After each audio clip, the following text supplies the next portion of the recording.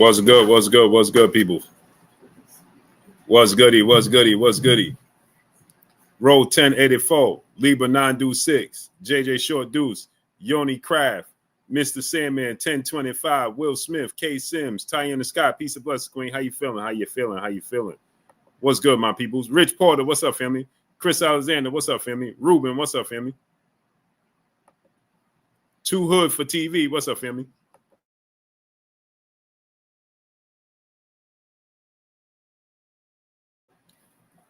Dog Fight, what's up, family? Salute, salute, my peoples. What's goody?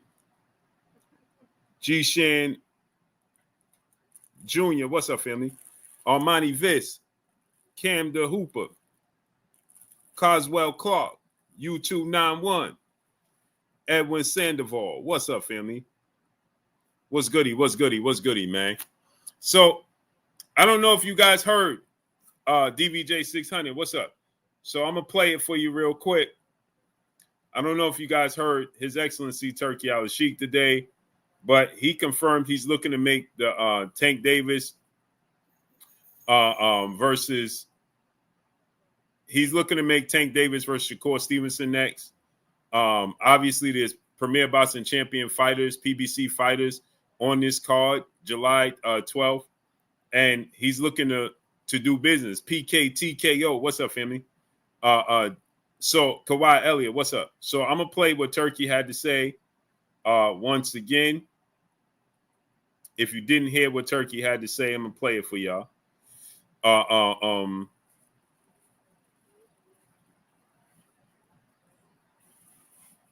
So let's play it. I want y'all to hear this.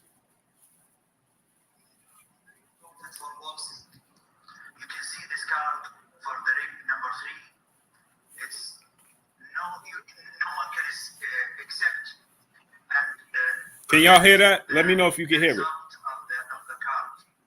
This is important card in historical place. If not, I'm gonna have to go get my speaker. Can y'all hear that? Boxing ever the tennis. Pugilist Shiznit, what's up? This card have a brilliant fighters. The result of this card will affect our next card. The eye of Shakur is intact. The eye of some people saying they can, some people are saying they can't. Okay, let me get my speaker real quick. Hold on 1 second, y'all. Hold on 1 second.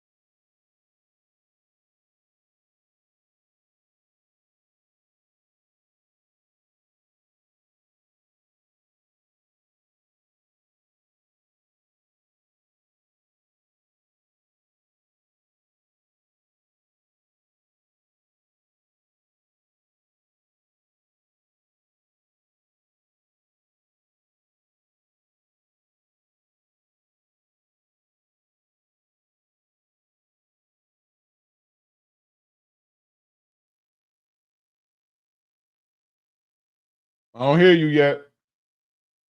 What's really good? Can you hear me? Yes, sir. Yes, sir. Salute. Salute. Yeah, we partially we getting there. You know what I'm saying? Yeah. Halfway. I see it. I see it. We taking it all the way around. We taking it all. What was it? We taking it all the way around. You know what I'm saying? I see the growth. I see the growth. Yeah, we're doing some things, man. It'll be way better. But I got the mic working now. I got my speaker working now. I don't got to wear the headphones. Yeah, you know what I mean? We're moving along. We're moving along, bro. Yeah, it's only right. I'm gonna play this video of Turki Al-Sheikh. Oh yeah, bro. Let's talk about it. I think I just lost it. Hold up. Oh, you didn't lose it, Blue. You can't lose it. Oh, I got this drill. I got my drill up here. I've been working on stuff now. I put my battery up. Man. On a day trying to get the work done. I had to wire up this whole thing, bro. Get the landline into my computer because you remember how that internet was acting diabolical last time. I got that all handled. That's what's up. Okay, let me play this. And protect the result of the card. This is important card in historical place for. Yeah. Can y'all hear that? This card is very important for boxing. You can see this card for the ring number 3. It's no one can accept and protect the result of the card. This is important card in historical place for the first time in boxing ever in the tennis arena. This card have a brilliant fighters. The result of this card will affect our next card. The eye of Shakur is in tank. The eye of Zabida in big fights in Mexico. The eye of the result of Berlanga and Shiraz is in Canelo. This is big cards. This is important card. This will affect boxing. And now, in front of everyone, we are ready. We are ready to do big fights. We have a big cards in August. We have a big cards in October. I am talking with Matchroom, with Eddie Hearn to do Boots and to Malibu. We are discussing now for big fights for Garcia and Haney. And let's go back to this card. This card is very important to me. Shakur, Zubaydah, Shiraz, Berlanga. The result of this card will affect the future. This is important card and the historical card for the boxing. Shakur, one of the greatest fighter, bound now in the world. Shiraz is the ambassador, and Shakur, both of them, is the ambassador of Riyadh season. Shiraz is looking to have a big performance in America and watching the result of Crawford and Canelo. Berlanga want to put very big statement in the first card with us. Zubaydah have a lot of options. We have the Latinos night. We have a big fight preparing now in Mexico. This is important card. This is important card. And the last request for Mr. Frizzacci, this build, we change it. We now want the new version, please. Try to have the new version from the factory in England. Thank you all. Thank you very much. Thank you to my partner, Mr. Eddie Hearn, Spencer Brown, Golden Boy, and Berlanga team. Thank you so much. There is, folks. So there was a lot said right there. He stated that he wants to. The plan is Tank Davis for Shakur Stevenson next. The plan is for a Latino night for Williams Zepeda in Mexico. The plan is for Devin Haney versus Ryan Garcia rematch in October.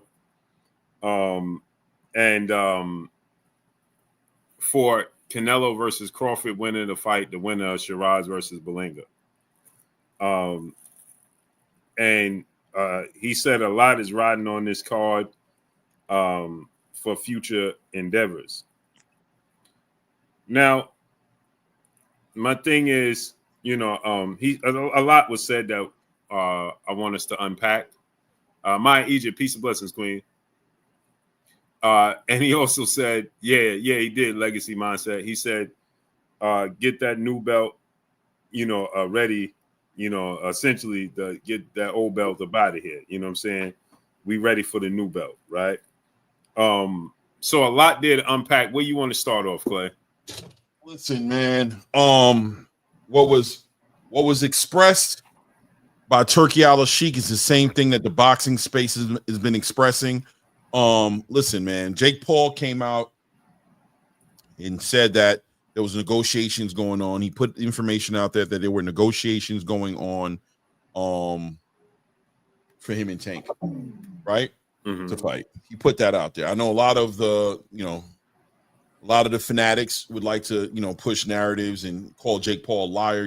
Today's world, men just call men liars. They don't care. As long as it doesn't fit their narrative, it's a lie. So, but this is what's been put out there, right? And also, I think inside information also that you have access to also pretty much coincided those thoughts, right?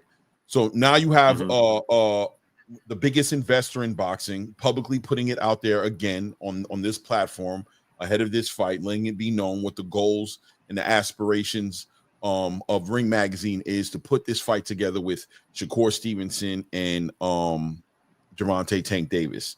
Now you combine that with Shakur's own being vocal about how much he wants to fight and being transparent as he can as far as the understanding as to why the fights didn't happen yet. I guess what it all comes down to is, once again, the ball is in the park of Gervonta, right? The ball's in the park of the PBC, the people that represent Gervonta, to come to the table and participate in the negotiation process in putting this fight together. That clearly everybody else who has vested interest in this fight is willing to and open to making this fight happen. Shakur wants to make the fight happen. The money is there with Turki Al-Sheikh wants to make the fight happen. The missing piece, as it's always been from the beginning and is right now still at this moment, Gervonta's game. Next play to make is on his side, right? It's his game. He's got the privilege. He's the one who can make or break this fight. And there's nobody else missing out of this negotiation process except for your favorite fighter. That's it. There's no more fingers to point. There's no more across the street politics. We've watched Eddie Hearn step to the side, not even be involved in this fight in all reality. This fight is not part of Eddie Hearn's fight that he's putting out there. It's not part of the contract. It's a Ring Magazine fight. He stepped to the side and allowed this fight to happen. They didn't want to obviously make it happen with him being involved, and he stepped to the side. He's done it for Devin in the past. He's done it for plenty of fighters in the past, and he'll do it again for Shakur if that's what's needed to be done in order for it to happen. There's no excuses. There's no excuses other than one thing. Tank doesn't want to fight Shakur. Am I saying he's scared of Shakur? I'm not going to go there and say that. You guys know I try to be as diplomatic as I can be. He's a fighter. I respect him as a fighter. I respect the chances and the risk he takes to put his life on the line inside that ring. I'm not here talking fear talk, but I am saying that this fight happening falls on his shoulders. That's where it's at this point. And clearly when this fight is done, God willing, Shakur Stevenson walks away with a victory. Turki Al-Sheikh's made it clear that he's going to be putting a kite out there. He's going to be reaching out, putting an olive branch out there. Once again, let's see if we can make this fight happen, and let's see what happens at that point. Same old story. Yeah. Of course, we always have the Tank cheerleaders, and immediately come in the chat. Jones Bones 2 times said Tank doesn't need Turki. We have the absolute silliest mindsets that you could ever. He don't need Turki, right? That's just absolutely bizarre. It just lets you know the level of mindset that boxing fans have. Tank don't need Turki. What are you talking about? Of course, and nobody said he needed. And I didn't say he needed Turki, right? I'm saying that. But I'm going to say it, right, Clay? Mm-hmm. Of course he needs Turki. You know why? PBC needs Turki. Top Rank needs Turki. Golden Boy needs Turki. Boxing needs Turki. Yeah. Without Turki, he manifested. He brought together fights that was never going to happen. Queensberry Promotions, Matchroom Boxing, they all needed Turki. So why would you say he don't need Turki? You sound silly. Of course, he needs Turkey. Without Turkey, you don't get near half the fights. We was never going to get better BF versus Bivol. We was never going to get Fury versus Usyk. He stepped in and put the finances up. So what are you talking about? You don't need Turkey. Of course he needs Turkey. His last fight, he was complaining about his guaranteed purse. The money he was getting or wasn't getting. Why? Because the PBC lost Showtime or Showtime got out the business of the sport of boxing and Amazon didn't give him a budget. So what are you talking about? He don't need Turkey. Of course he needs Turkey. What are you talking about? He's funding the sport of boxing. Use your brain, man. Stop being it's just disgusting. Steven, brother, my brother in the suit in the building. He said, Strong Island 51631 in the building. Salute to you, King. Salute. Big Herm, brother in the super chat, dropping that Cinco on us in the super chat. We need Turkey to keep setting them up like this. Pressure cooking these dudes, see who's real or just tweeting. Is he Tank, Shakur, Haney, or just hype? Right. Agreed. But you got people like this dude, hey, Tank don't need Turkey. Shut up. That just sounds silly. He don't need Turkey. Yeah. Tony T, brother in the super chat, said 2 Ferraris. Right. He don't need Turkey, yet PBC is using Turkey to put fights on. Multiple times. Top Rank. Matchroom. Golden Boy.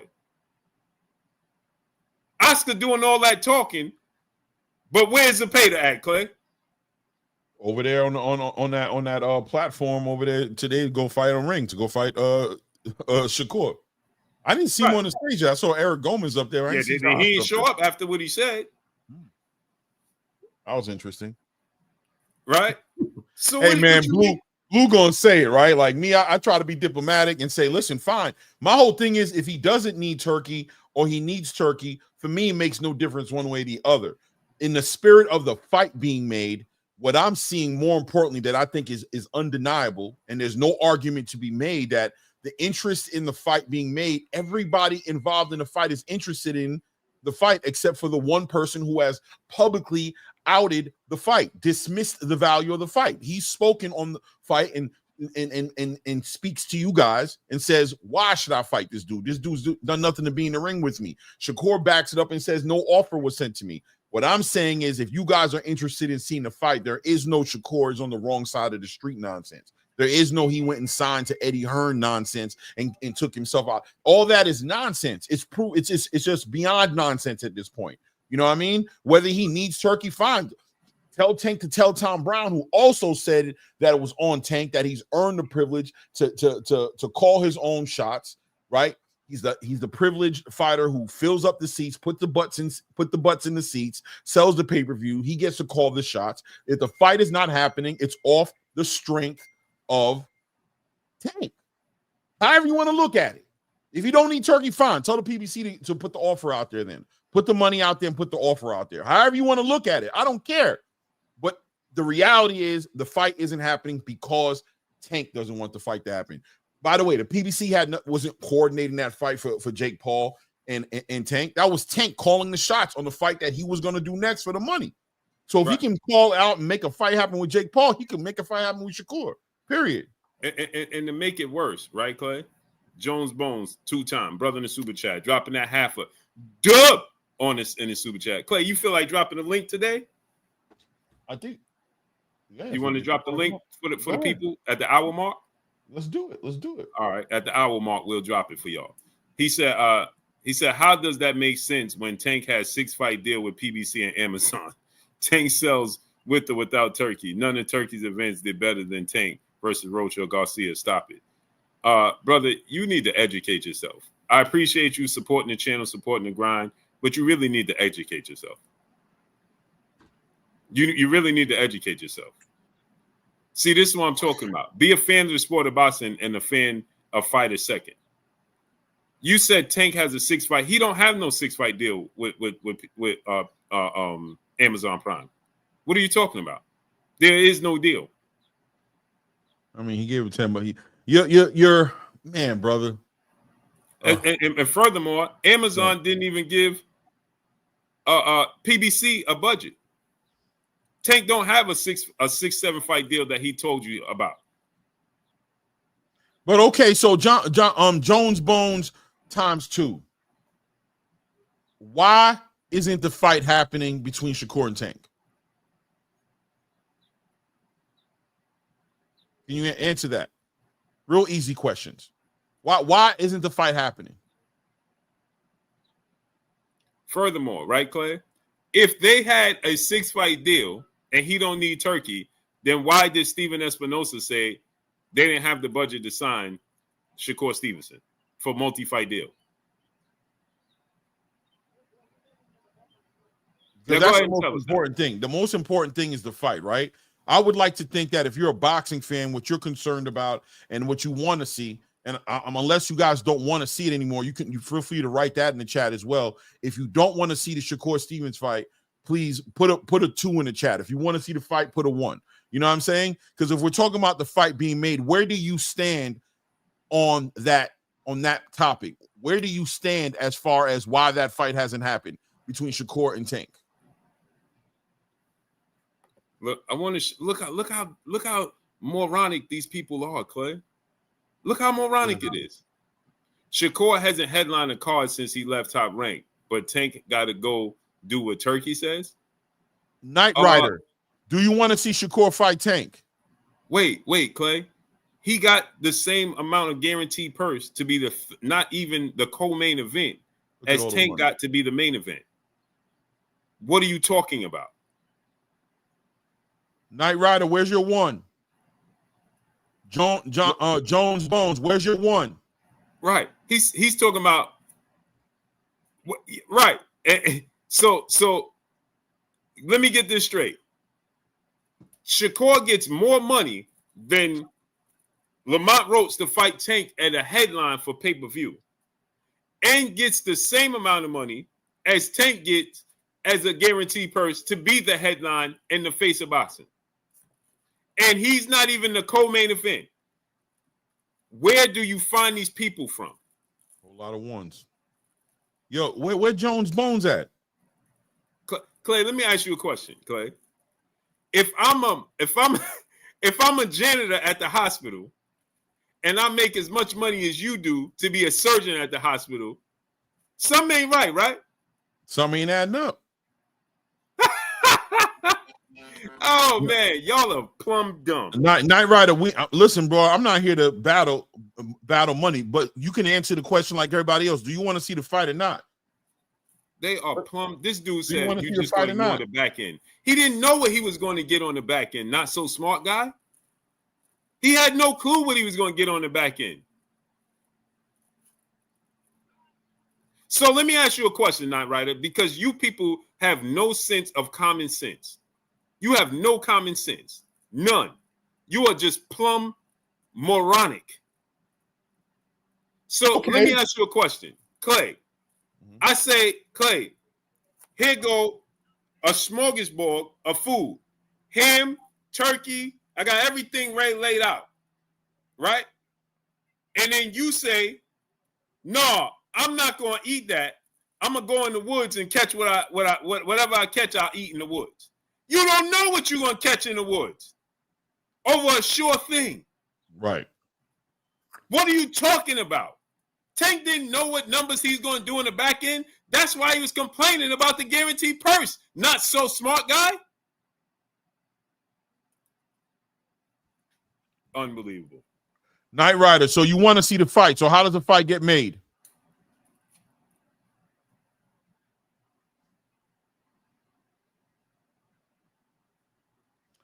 How does the fight get made, Knight Rider? You want to see the fight? I'm glad to hear you want to see it. That's what I want to see too. So why isn't the fight made yet? Why hasn't the fight been made yet? What happened? Yo, these people say anything. Why hasn't the fight happened? Oh, Jones, Shakur and Tank hasn't happened yet because Shakur didn't take a deal with the PBC and said he chases a quick bag with Turkey. There's nothing wrong with that, but that's what happened. Really? So there was a deal that the PBC offered Shakur. That's what you're saying. You're lost, brother. You have no proof to back that up. Zero proof to back that up. But we got proof, Clay, because Stephen Espinosa. I know. I have. He said it already that it didn't happen. But Stephen Espinosa said there was no deal. Yeah, he said there was no offer made. He already said it in an interview. He said there was no. He said I didn't say an offer was made to Shakur. We didn't make an offer to Shakur. He said why he didn't make the offer to Shakur. He didn't make an offer to Shakur because he said Shakur was in the space looking for a multi-fight deal. They weren't offering that. But he made it very clear that he did not make an offer to Shakur. So you're lost in the sauce. Casual energy got you up here typing stuff up that you have no receipts to back up. You have no receipts at all to back it up. You know you don't. You're just speaking, echoing, right? You're an echo chamber for nonsense you've heard on other platforms, but you have no actual receipts to back that up. But I'll ride that with you, right? Fine. Okay, so let's just say, because I know you know different, let's just say an offer wasn't sent to Shakur Stevenson. Why wasn't the fight made? If the offer wasn't sent to Shakur, we're just entertaining it because I know you know different. If it wasn't sent to Shakur, why wasn't the fight made between Shakur and Tank? He said because Shakur didn't sign with the PBC. Yeah. And also, if you don't mind me asking, what fighter has the PBC signed since they've left Showtime? Give me a fighter that they've signed since they've left Showtime. Name me a fighter that they've signed to show me that they were even in the market to sign fighters. On top of the fact that they didn't pick up Jerron Boots Ennis, who everybody thought was going to go to the PBC. Jalil Hackett didn't go over there. You would have thought he would have went to the PBC because Tank is over there. Shakur didn't go over there. What fighters have they signed since they left Showtime? Show me that they've been in the market looking for fighters and that they were offering deals to fighters. Is Lamont Roach signed to the PBC? Is Lamont Roach signed to the PBC? They can't answer these questions. You know what I'm saying? Yo, bro said he said he signed. He said they signed it. He had a 6 to 7 fight deal, bro. Y'all be cracking me up, bro. Y'all will say anything. No proof or nothing. Yo, they said you putting out this narrative. You know what I'm saying? That Shakur turned away this deal. That the PBC's handing out deals. Don't get ghost. Stand on your square. Who have they signed? Who have they signed since they left Showtime? And is Lamont Roach signed to the PBC? Right. So only Shakur has to be signed to the PBC to fight Tank. Right. Because Lamont Roach, you know what I'm saying? What happened to Lamont Roach? Did he sign to the PBC? Did he sign? Nonsense. You guys push this narrative because you know the truth of the matter is, if it's true that Tank hasn't sent an offer out there, you guys don't want to own it that Tank don't want to fight Shakur Stevenson. Even though he's dismissed it right there in plenty of interviews and said, why should I fight this dude? You keep bringing this dude up to me. What has this dude accomplished? He said everything except for, yeah, we're sending an offer. Yeah, he's next. Yeah, he rejected the offer. Shakur Stevenson has vocalized interest by that team and no offer being sent. Tank Davis has never refuted anything Shakur Stevenson's ever said. He's never come out and been like, yo, Shakur, damn liar. We did this, we did nothing. He never refuted it. Shakur's been vocal. But you know what you'll say? You'll ask me about, did Shakur lie about a champagne bottle he sent to Devin Haney with an offer wrapped around it? That's what you'll say to me. And then you'll be like, see, he's a liar and he's a liar forever. I mean, I don't know what you guys have lied on. God knows how many women you lost if you're still married or if you lied about who knows what you lied about. So if it takes a person who's never lied in their life, then everybody involved in this conversation right now is a liar. Nobody should ever be believed in this situation. But I know one thing you don't have. You don't have proof. You don't have receipts to back up that an offer was sent to Shakur Stevenson. You have Shakur Stevenson denying that he ever got an offer or an interest in it, made that only an interest by somebody reaching out to him from the team to ask about his availability, right? To ask his interest for real, never really showed him any interest. And then you got Stephen Espinosa, who corrected a reporter and said, we never sent no offer to Shakur Stevenson. So everybody's lying except for the one time Stephen Espinosa led y'all to believe some nonsense with some lawyer talk, talking about, oh yeah, there was interest in a Shakur Stevenson fight being made, but Shakur was looking for a multi-fight deal, so we couldn't do nothing for him. Y'all took that, ran, and said an offer was sent to Shakur Stevenson. I told you guys that was all lawyer talking, all nonsense. By the way, where is Steven Espinosa anyway? Does he even still work for the PBC? Is he waiting on a contract as well from the PBC? Is Steven Espinosa waiting on his contract? Because it looks like the PBC is sending no contracts out there for nobody, not for no fighters, right? And they're out there cross-promoting, making fights with fighters from other platforms. That's what they're doing, period. Now they're about to work with Top Rank, right? Then they went and robbed Sebastian Fundora of his WBO title, made him vacate it so he could fight Tim Tszyu. Sat there. Come on, you guys got to stop, man. You guys got to stop. It's nonsense. It's really not that serious, but you make it that serious. Salute to Tank Davis, by the way, because when you get in these conversations, it looks like you hating on Tank. I'm not. I'm telling y'all, all fingers are pointing in the direction of Tank don't want to fight. For whatever reason you want to go with. I'm not saying he's scared or he's not. He don't want the fight. If he wanted to fight, he would make the fight happen. He could make the fight happen if he wanted the fight happen. Tom Brown waiting on the word, according to that interview, from him to know if he needs to make that fight happen. You saw after the Lamont Roach fight, who was in the locker room with him? Jake Paul. Jake Paul out here now saying that they were negotiating, trying to figure out the weight. Today, he said that at their press conference, or yesterday's press conference, whenever it was, either today or yesterday, that was happening. Now, let me guess. Jake Paul's lying, right? Okay, so he's lying. It is what it is. But John, I'm sorry, I was over talking, man. Joan Bones, yeah. So why didn't the fight get made again? What happened? Where he at? He left? You looking? I'll give you time. I'm gonna leave you alone for a bit. I'm assuming in my mind, I'm picturing you in front of your computer looking for receipts, and you're gonna throw a link in here, and it's gonna shut down all the narratives that we're pushing right now. So I'm gonna give you some time to bring that back. I'm gonna give you some time, man. Go ahead, take your time. Look it up. Look it up. Chavo, am I lying? Where's Steven Espinosa? Is he waiting on his contract? He refusing deals? He looking for a multi-fight deal? They only offer one-fight deals to him? Come on, man. Oh, knockout. Salute, King. Salute, King.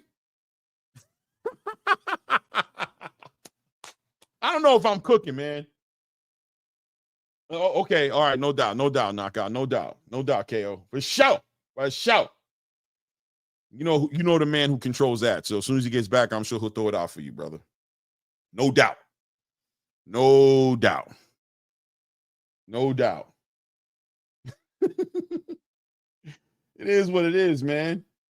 It is what it is, man. At the end of the day, he doesn't want to fight Shakur, man, for whatever his reasons are. Whether he don't like Shakur, whether he don't like the way Shakur asked for the fight, whether he thinks Shakur's corny, whether I don't know the reason. I'm sure there's a lot of speculation that could be made around the reason as to why he doesn't want the fight or he's not interested in the fight or whatever have you. But, Tank is not interested in fighting Shakur Stevenson. He's not. He's not. And it's to that point right now. And he's communicated that he wants to retire. He's not interested in fighting these fights. Or maybe he is, and maybe it'll happen. Who knows? But the reality is that outside of the fans' perspective as to why the fight's not happening, Tank hasn't shown any interest in coordinating those fights. He hasn't shown any interest, man. Zero interest. It just is what it is, man. And I don't know why it's such a big deal for you guys. I don't know why. I remember when Terrence Crawford and Jerron Boots Ennis and that whole situation was panning out, and people were asking, why aren't they fighting? And I had no problem as a Terrence Crawford fan to say, Terrence don't want the fight. He said it. He don't want the fight with Jerron Boots Ennis. That's why it's not happening. I didn't have to sit out here and push no narrative about Boots is in on the right side of the street and he's not signing this, he's not doing this, he's not doing that. I mean, there were rumors going around. I think Blue said that, that Terrence put an offer out there and was willing to fight him at some point in time.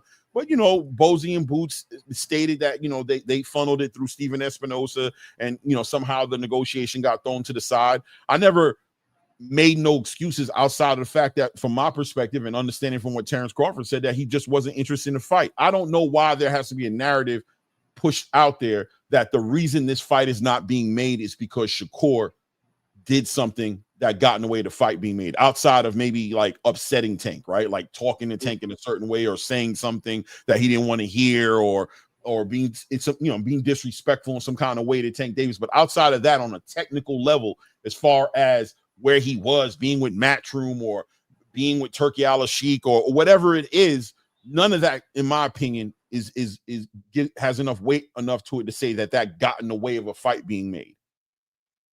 Period. KO's in the building. He said throw the link out for him. You want to cook us? Or you want to cook me, maybe? I don't know. You're gonna put some perspective on this whole entire Shakur Stevenson, Gervonta Tank Davis. You're muted.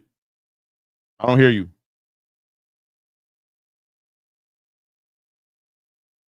I don't hear you, Blue. Oh, pardon me, great brother. Yeah. What now? What you were saying? What you were saying? Yeah, KO wants to, KO said he was waiting on the link to get dropped. Oh yeah, and like in the hour mark. Okay.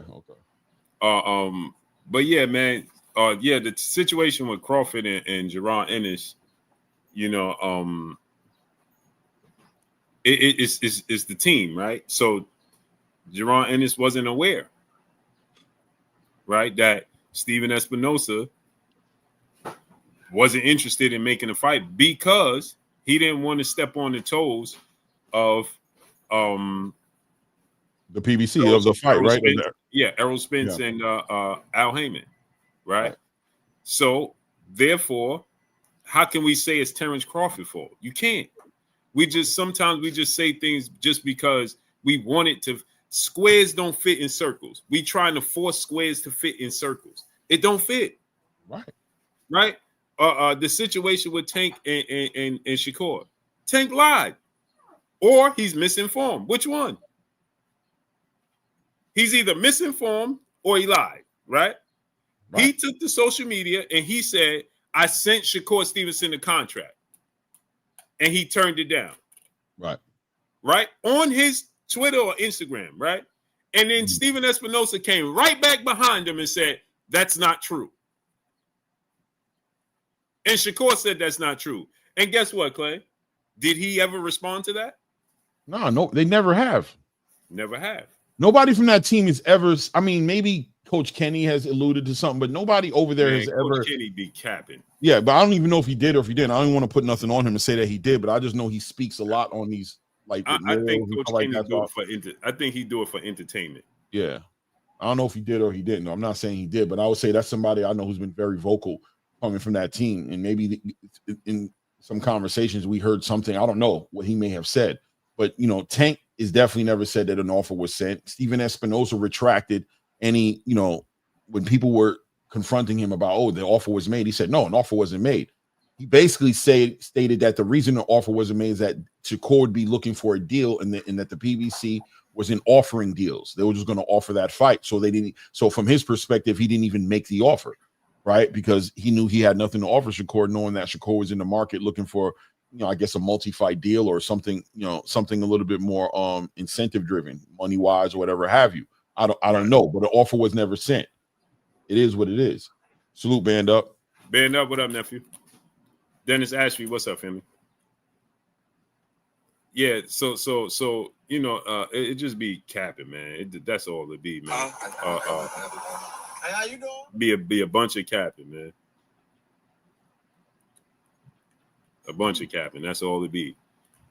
Where is Steven Espinosa though? Blue. Yeah, I wonder the same thing. Okay. I don't know if you might have known what he might be doing. I know he's active on Twitter, but he's usually talking about politics when he's on Twitter. He's talking about politics. I follow him on there, but I ain't seen no big cap. That's what it be. Donnell Bell, what's up? Dennis Ashby, what's up? So, but let me ask you this, right, Clay? Mm-hmm. He said that he's gonna make the Haney Garcia fight in October as planned. He's looking to make Teo versus Jaron Ennis in August, right? It was something else he said. I don't really remember. But you said Ryan Garcia. Yeah. As far as fights, you man, I think he only talked about Ryan and Shakur, right? Shakur, Devin. I mean Shakur and Tank and Ryan and Devin. I think. I don't know. But he said basically how big the card was. You know what I'm saying? They got planned something for August, and he just basically spoke. He spoke in the way he always speaks, which is this training ain't about to stop. We're still trying to do great things. We're still trying to put epic events together. We're still trying to make spectacles. We're invested. Ring Magazine, Riyadh is invested in boxing and looking to push boxing to the next level. That's what he's trying to do. That's what he's always communicated. You know what I mean? He hasn't changed, not because of a lackluster weekend of events or whatever have you. There's no pulling back. There's no I'm not doing things in America no more. There's no all the narratives that I've heard over the years. There's no running. We're not making profits or no interest in boxing or an interest losing from boxing. No, he's just as vested and just as interested and just as committed to doing something special in boxing as he always has been. That's it. That's it. You know what I mean? I don't know if that pisses people off or people want to push back at that or they have an issue with that or I don't know. You know what I mean? I don't know if anybody cares either. I think you guys are kind of like you casual fans who keep pushing these narratives are going out like DEI. You know what I'm saying? They taking the budget away from y'all guys. You know what I'm saying? They pulling the budget, bro. They pulling the budget from you guys. They're not listening to you guys. They're not jacking none of that shit that y'all saying, bro. It's going to continue to move the way it's been moving, man. If not, he's probably about to double down. Who knows? Knight Rider 16. His event's been lackluster. If he doesn't care about profit, then why is he charging for pay-per-view? Hey, bro. I don't say he doesn't care about it at all, but I'm saying is him having an event in your eyes that may be failing or not profitable in your eyes seem like it's dissuading him from continuing to put events on? No. Yeah, he's charging a paper. There's other people involved in it. There's other, you know what I'm saying, things involved. Right. Let me answer that, right, Clay? He's doing that to get other people paid and get the fighters more money on the back end. That's it. That's all. Right. He didn't benefit from making the fights in New York City. He's trying to be exotic with it. You guys have no sense of an imagination because you're not a fan of boxing. If you're not a fan of boxing, then why would you understand? Right. You're not a fan of boxing. Okay? If I'm a fan of basketball, right, Clay, to give you an example, right? I like the NBA. I like basketball, right? I'm NFL first, boxing, then NBA, right? And then baseball, right? But just to give you an example, Clay, we from New York. Basketball is huge in New York. It's bigger than anything in New York, right? It's bigger than football. It's bigger than baseball. Yeah, it's bigger than anything. Basketball, bigger than baseball in New York. Than Yankee I mean, as far as the upbringing of it. Okay. I mean, the Yankees is the biggest thing in New York, right? Right. But what I'm talking about is just the upbringing from us being kids. Right. Us. Yeah. Me too. For us just growing up in New York, the thing to do is basketball, right? Facts. It's the biggest thing, right? Everybody want to cross over. Everybody, we go park to park, town to town, city to city, borough to borough, right? You want to play basketball, right? That's the biggest thing, right? Now the Yankees is the biggest sport and team here in the city, right? And then I would say it would be the Knicks, right? But just growing up like that. Now, Clay, imagine if me and you had $1 trillion a piece, and we like, yo, you know what? We go to the commissioner of the NBA, and we like, yo, let's put the Knicks versus the Brooklyn Nets at Rucker Park instead of at the Garden or at Barclay. That would be bananas. Yeah. It would be bananas, right? Just as basketball fans, to see something like that, we would be like, bruh. So that's what Turkey is trying to attract. He's trying to go exotic like that. The thing is, if you wasn't there, so you saying his events wasn't successful. Me and Clay personally was there the whole time before it was built, after it was built, during the building, right? New York City did not allow it. But instead of you people giving him credit for attempting to do something exotic like that, you quick to judge the outcome of it. No, pay attention to the goal. The goal was to make it an exotic event in Times Square. A spectacle. A spectacle with real fights and real fighters. He cannot predict if the fighters are not going to produce like that. All he could do is put the names together, Clay. Right. I can't tell you. I can say, hey, it looked like if I put Benavidez versus Artur somebody getting knocked out, right? And now it turns out to be a boxing match. Yeah, that wasn't successful. Well, how the hell would I know that? Right. Why would that be on me? Why would that be an event that I put on that, you know what I mean? Why would that be on me? Why wouldn't that be on the fighters who didn't produce for you? Right. Yeah, facts. And so therefore, instead of appreciating the fact that he's trying to do something exotic with the sport of boxing and trying to escalate the sport of boxing, no, you focus on trying to not see that wasn't successful, as if you get paid off of it. Mm-hmm. You don't get a damn thing from it. Mm-hmm. And furthermore, like me and Clay said, we was there when the police came and said, bro, we barricaded. That was not in his control. New York City said, no, we're not allowing that. He tried to do something epic. It was going to be by the stairs. It was going to be blocked off for the cars, and everybody could come and watch a good boxing event. But then they told him the ground is unlevel over there. You got to move it. The week of the fight, you got to move the ring from here to there. Okay, he does that. Then Clay could tell you, they told him they're not going to let him be here without ultimate protection, Secret Service. There was too many like diplomatic type high level people around there, and they couldn't protect them. They couldn't protect them. Even open them. Right. We saw special services out there. There was special services. What I'm saying. We had Secret Service out there. They walking right past us. Straight up, bro. They had to block it off. They weren't going to be able to protect. They weren't going to be able to assure the security of the people that was in there. You know what I mean? Right. Times Square it was a logistical nightmare for them guys to put that on. Even the cops, remember when we told the cops, was like, yeah, bro, we didn't know what we was going to do. They were nervous themselves. Like, yo, the job that they was giving them, the assignment that they was giving them was going to be something very difficult to pull off as far as securing Turkey and the diplomats that came with him from Saudi Arabia. And plus there was a whole entire narrative being pushed out there about 9/11 and how Saudi Arabia was involved in that and how they're using this event to cover up. You remember? I'm not going to say the guy's name who's pushing it, but it was going crazy out there about that. So it was high level security. The police officer said what they told him. They told him if it get out of control, the object, the number one objective is to go home. Right. So he said, if it gets out of control, we're going to step back and do this. Yep. So he attempted to do something, and they made him put up those barricades around so people. When me and Clay was out there, we actually did a video, and the brother just didn't record it. Me and Clay, we did a video. Me and Clay did a video together, standing there, and the brother thought he was recording, and he didn't record. But Clay could tell you, there was people sitting all around the ring and everything, all around the area. The police came. Clearly. New York City police and detectives, they came and they said, y'all got to go.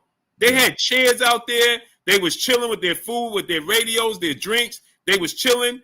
The police came and said, yo, y'all got to go. Yeah. Y'all got to go. And what did the cops say? Clay, remember when we was doing the video? And we like, yo, it's getting hectic down here. And the cops said, they don't know, but they ain't going to be here much longer. Remember he said that? Yeah. He said they have no idea, but they ain't going to be sitting here much longer. We about to clear all this out. Oh, that's dope. Mm-hmm. Yeah. I mean, it is what it is, right? Like, and I mean, listening to the cops explain their perspective, you couldn't do nothing but like understand and empathize with their position. You know what I'm saying? Like, It just was a good attempt. On paper, it looked nice, but in all reality, it was a logistical nightmare to get that thing coordinated and to have it controlled. They shut down all the stores, paid off all the store owners, you know what I'm saying? Paid them all out, you know what I'm saying, for business not to be there, but they just couldn't protect. It was just a fence separating you from whoever's on the other side of the fence. And that's why they ended up putting those red tarps around the thing and everything like that. It was crazy. But once again, like you said, respect the attempt, respect what it was. What he tried to do. Right. What he tried to do, 100%. What he tried to do would have been epic, Clay. If he would have been able to put that in the middle of Times Square and block the streets off. So they were spiteful on top of it. Remember, Clay? They's like, yo, we're going to block off the people, but not the cars. Right. Nasty work. Yeah, they let the cars go by. Yeah, you could drive through, but you couldn't stand there. Right. So it was like they was being spiteful and everything. Yeah. But what he was attempting to do, you should appreciate that. Yeah. Even the big screens. I see somebody putting it about the TVs. They didn't allow the fight to get put up on there either because they thought it was going to be a distraction. Right. So they only put it on one screen. It was supposed to be on all the screens. Right.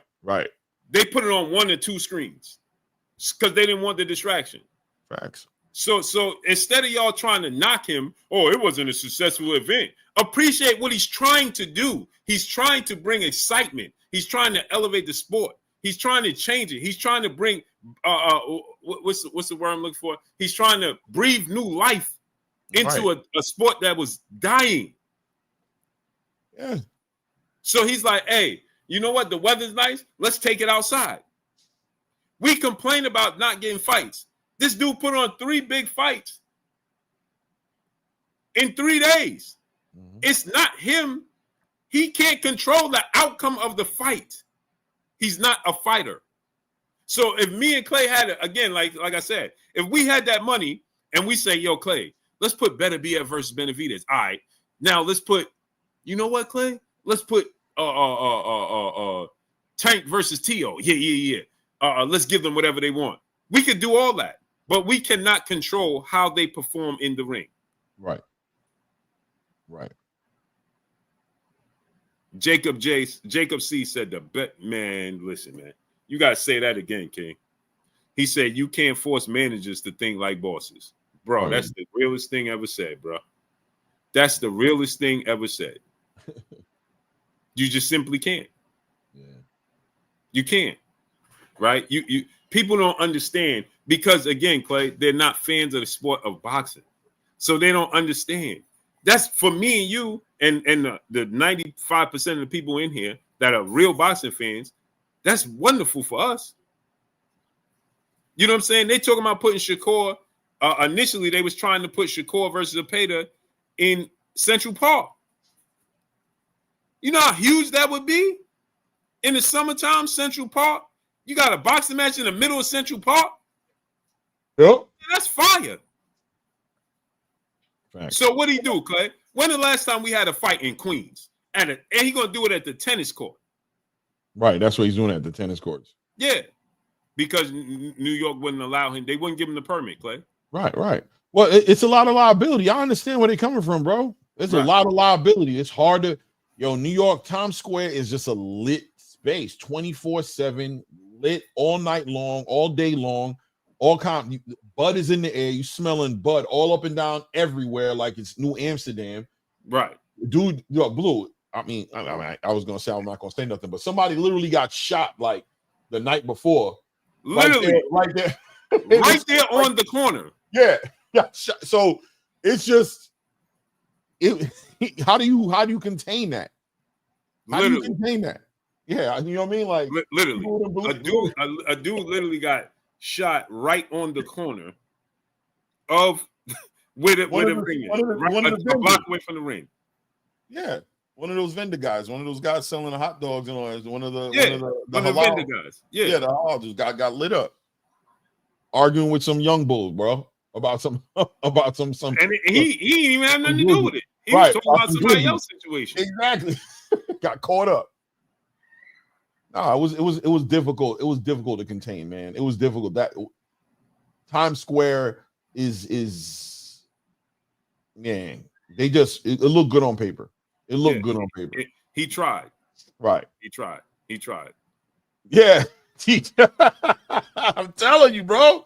He tried. Straight up, bro. And if you go to Times Square just to think about somebody getting shot in that corner, just think about that, bro. That's a disregard. In Times Square.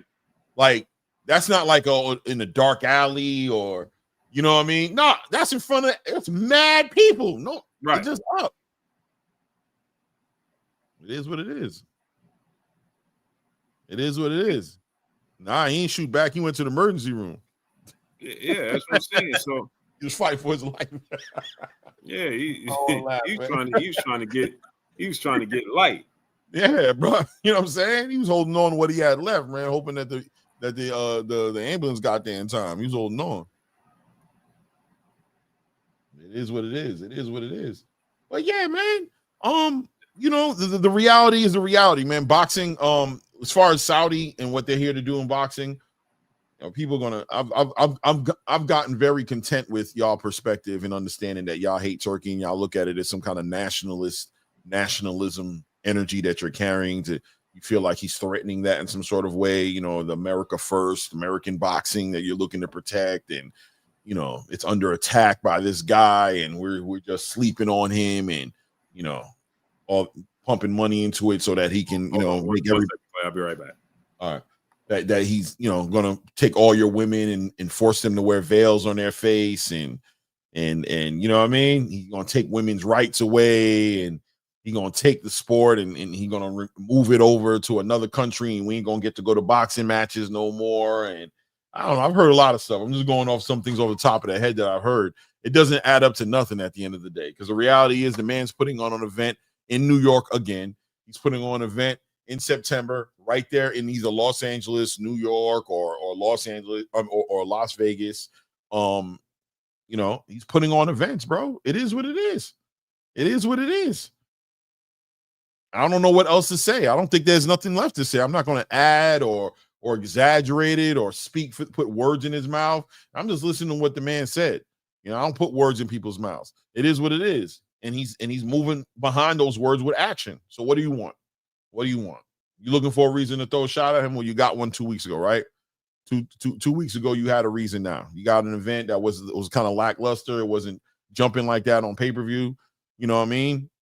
And now you got your reason. So, you know, work it. Doesn't seem like it's stopping nothing. Doesn't seem like it's getting in the way of anything. So it is what it is. What does it say? Do y'all think exotic venues attract more people to the sport? I don't see it. If so, know why? Does I like that question? Do y'all think the exotic venues attract more people to the sport? And you said I don't think so, right? I think it does attract casual eyes. I think making a spectacle of the sport attracts eyes. The hardcore fans may not vibe with it. The hardcore fans may look at it as a joke, or they feel like, you know, I don't know how you guys look at it. Maybe you got like a little bit of a Jake Paul energy to it. You feel like it's kind of being over animated or something's being taken away from the sport. I'm not sure, but I do think that there are a lot of eyes who, for me being out there are a lot of people coming to the city to watch boxing that came with their kids, young kids. You know what I mean? Like 12 years old, 9 years old, family, wife. You know what I mean? That doesn't look like they would have probably been watching boxing like that. They weren't going to watch it at home on pay-per-view. They came to the city. And when you think about the tourism in Times Square and you think about the amount of people that are there for reasons outside of boxing, just the fact that it is, a lot of people were just like, yo, there is a boxing match going on here. Oh, that's crazy. I didn't even know. And they watch and they put eyes on the sport. Now, I'll tell y'all, I think that the event was lackluster. I think that the Devin fight was a boring fight. You know what I mean? I think that Ryan didn't show up. I think that I think the event could have been a better event. But at the end of the day, there was yes. I'd have to answer yes. I think that it does bring a lot of eyes to the sports. I think intertwining with Fatal Fury, the video game, and that video dropping, and Times Square had Fatal Fury all over Times Square outside of the fight. It just seems to be the new game that all the kids want to play, the new Street Fighter type of. I'm not into that stuff like that, into those type of games. But there was a lot of attention brought to it. And I think that's why they went ahead and did the collaboration with Fatal Fury to attract those eyes, and I think it did. I think it will ultimately. Did it do the job that they probably wanted it to do? Maybe not, because like I said, it was lackluster. But I think this moving in this direction is a good direction. I think the trailers that they've been doing, when you look at the buildup to the Dmitry Bivol, Artur Beterbiev fight, or the Tyson Fury, Alexander Usyk fight, or the Anthony Joshua, Francis Ngannou fight, when you looked at all the money spent on production, the 5v5, all the skits, all the movie type trailer type build-ups to the events, I think that attracts other eyes to the event. People are watching those trailers and they're becoming interested in boxing the way a casual would. But is it doing anything for the hardcore fans, for the people who just want to see the best fight the best?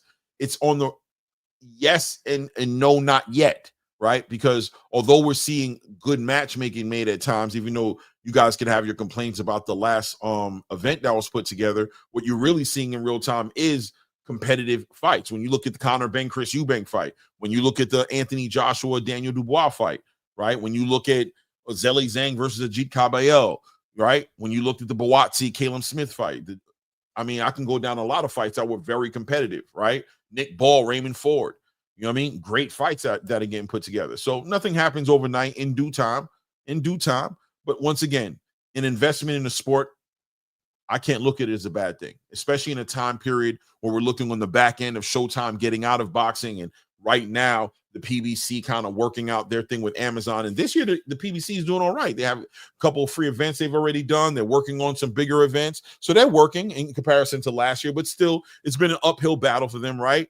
You're looking at Top Rank leaving ESPN. I don't know where they're going. Rumors about HBO, rumors about Amazon Prime, rumors about DAZN, rumors about a collaboration of all these different networks. But boxing is kind of in need of what Turkey has picked up the back end of boxing for the past 2 years, where boxing was literally falling off in front of a lot of people. He brought in a lot of events, big events. It is what it is. You know what I mean? It is what it is, man. Regular old venue. I don't know. If Turkey do a boxing tournament, the end results won't be his fault then. Okay? You already know. I'm going to drop the link. Salute the Big Herm, brother, in the super chat, dropping that Cinco on us in the super chat. If we praise Rumble in the Jungle, why hate Saudi cards? Don King had no backing. Zaire's dictator funded it. Turkey just upgraded the blueprint in the U.S. All facts. That's a fact. Nothing new under the sun. Nothing. But again, Big Herm, because you're talking from a standpoint of being a real boxing fan.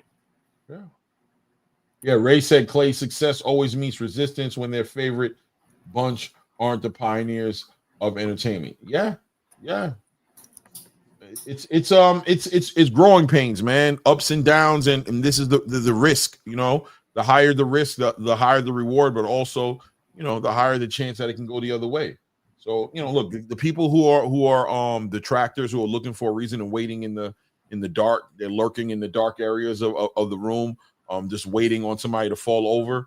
I think Dave Chappelle said something in reference to that, just something about when heroes fall, the villains are always there to you know, throw shots at them. That's when they jump in. That's their opportunity to jump in and capitalize off those moments and try to take the wind out of the sails of something that I think most boxing fans find to be a positive thing in the space.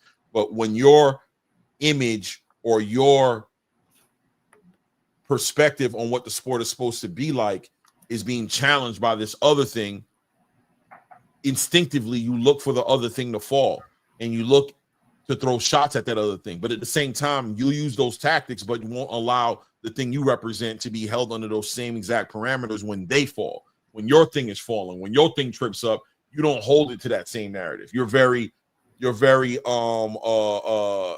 tolerant of the trip ups. This is natural. This is how the things work. You know, wait, see, patience. You know, geniuses and marketing strategists are behind these things, and bring out degrees of the people who are ahead of this, business degrees from Harvard and different places, and these guys know more about what they blah, blah, blah, blah. All these reasons as to why we shouldn't look at 5 events as a bad year for somebody who predicted 14 events. but Turkey drops a bunch of events, you know what I'm saying? Unified the undisputed heavyweight division, undisputed light heavyweight, and does all these different things, but has a bad event one weekend in Times Square. Devin Haney doesn't perform as people thought he would. Ryan Garcia doesn't do the same. All of a sudden, boom, Turkey is on his way out the game. Failure, right? It is what it is. It is what it is. To be expected, by the way. To be expected. You know what I mean? Nothing surprising here. Nothing surprising. It's false narratives, man. That's all it is. The link is in the chat, people. Yeah, I think you do much better just giving the fighters even more money instead of spending it on. Hey, man, know why? Hey, man, everybody has their opinion. Me, I don't know how to tell the millionaire to wield his money or wield business. You know what I'm saying? I'm not that successful in business like that. I'd advise him to listen to himself and don't listen to me. Salute, what's up, Clay?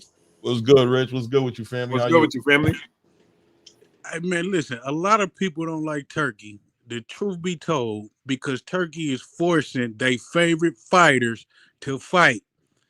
And once their favorite fighter put up their resistance against him, now they have a problem with him. None of them can personally say that man did anything wrong to boxing. He's making the fights. He's putting on great shows. He can't get in there and say, hey, Ryan, throw more punches. You see what I'm saying? That's not his fault. These people are just being silly, man, being kids.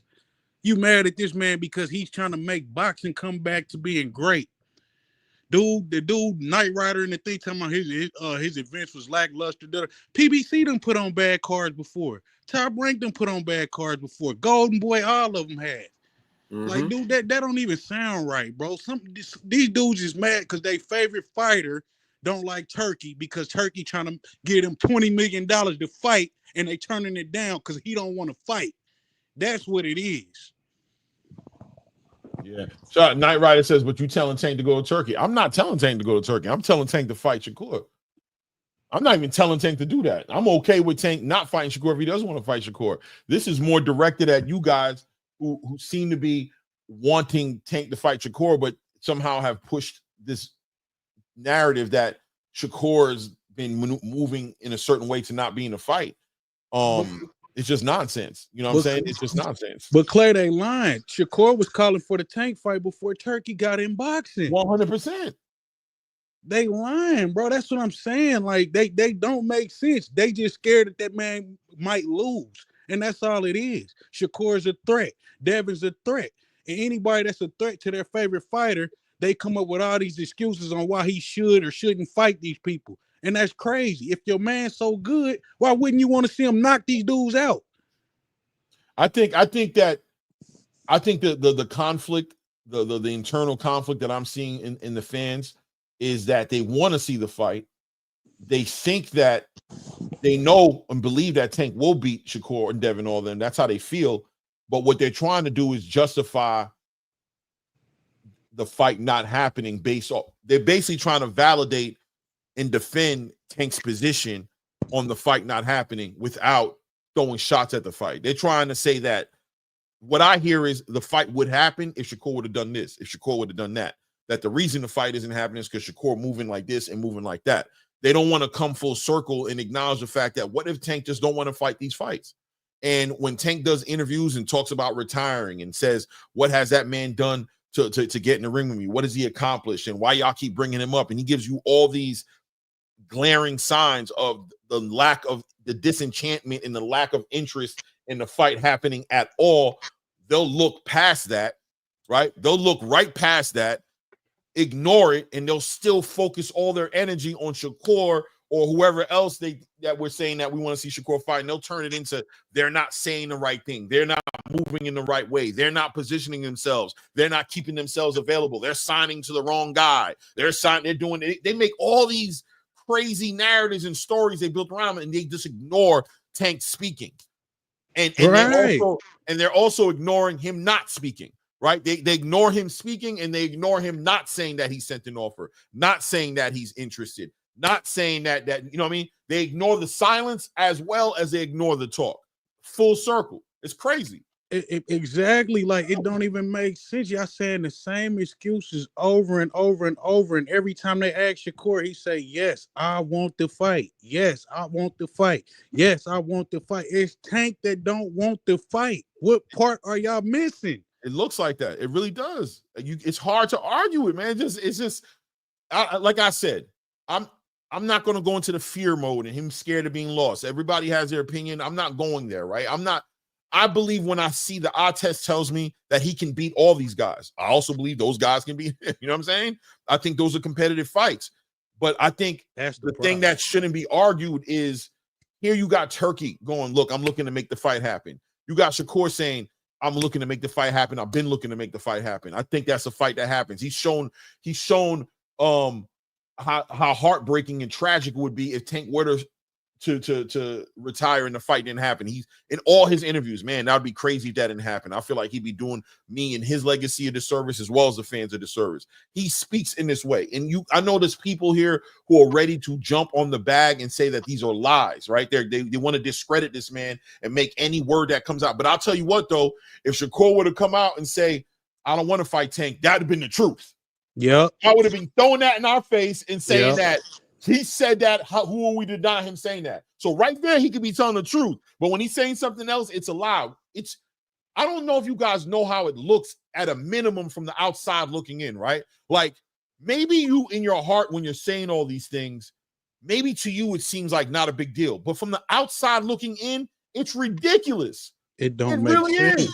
People looking at y'all talking like that, it looks crazy. And y'all so caught up that y'all don't even see it. And we're the crazy ones. What are you talking about? Does this look crazy? Yes, all of that looks crazy. Everything you about to say looks crazy because it doesn't have anything substantial backing it. Nothing tangible behind it, backing it outside of a lot of speculation, a lot of assumption, and a lot of speaking for people and knowing somebody's character who's not your family member, who you don't hang out with, who you don't talk on the phone with regularly. You're not having dinner with this guy. You don't know this guy like that, bro.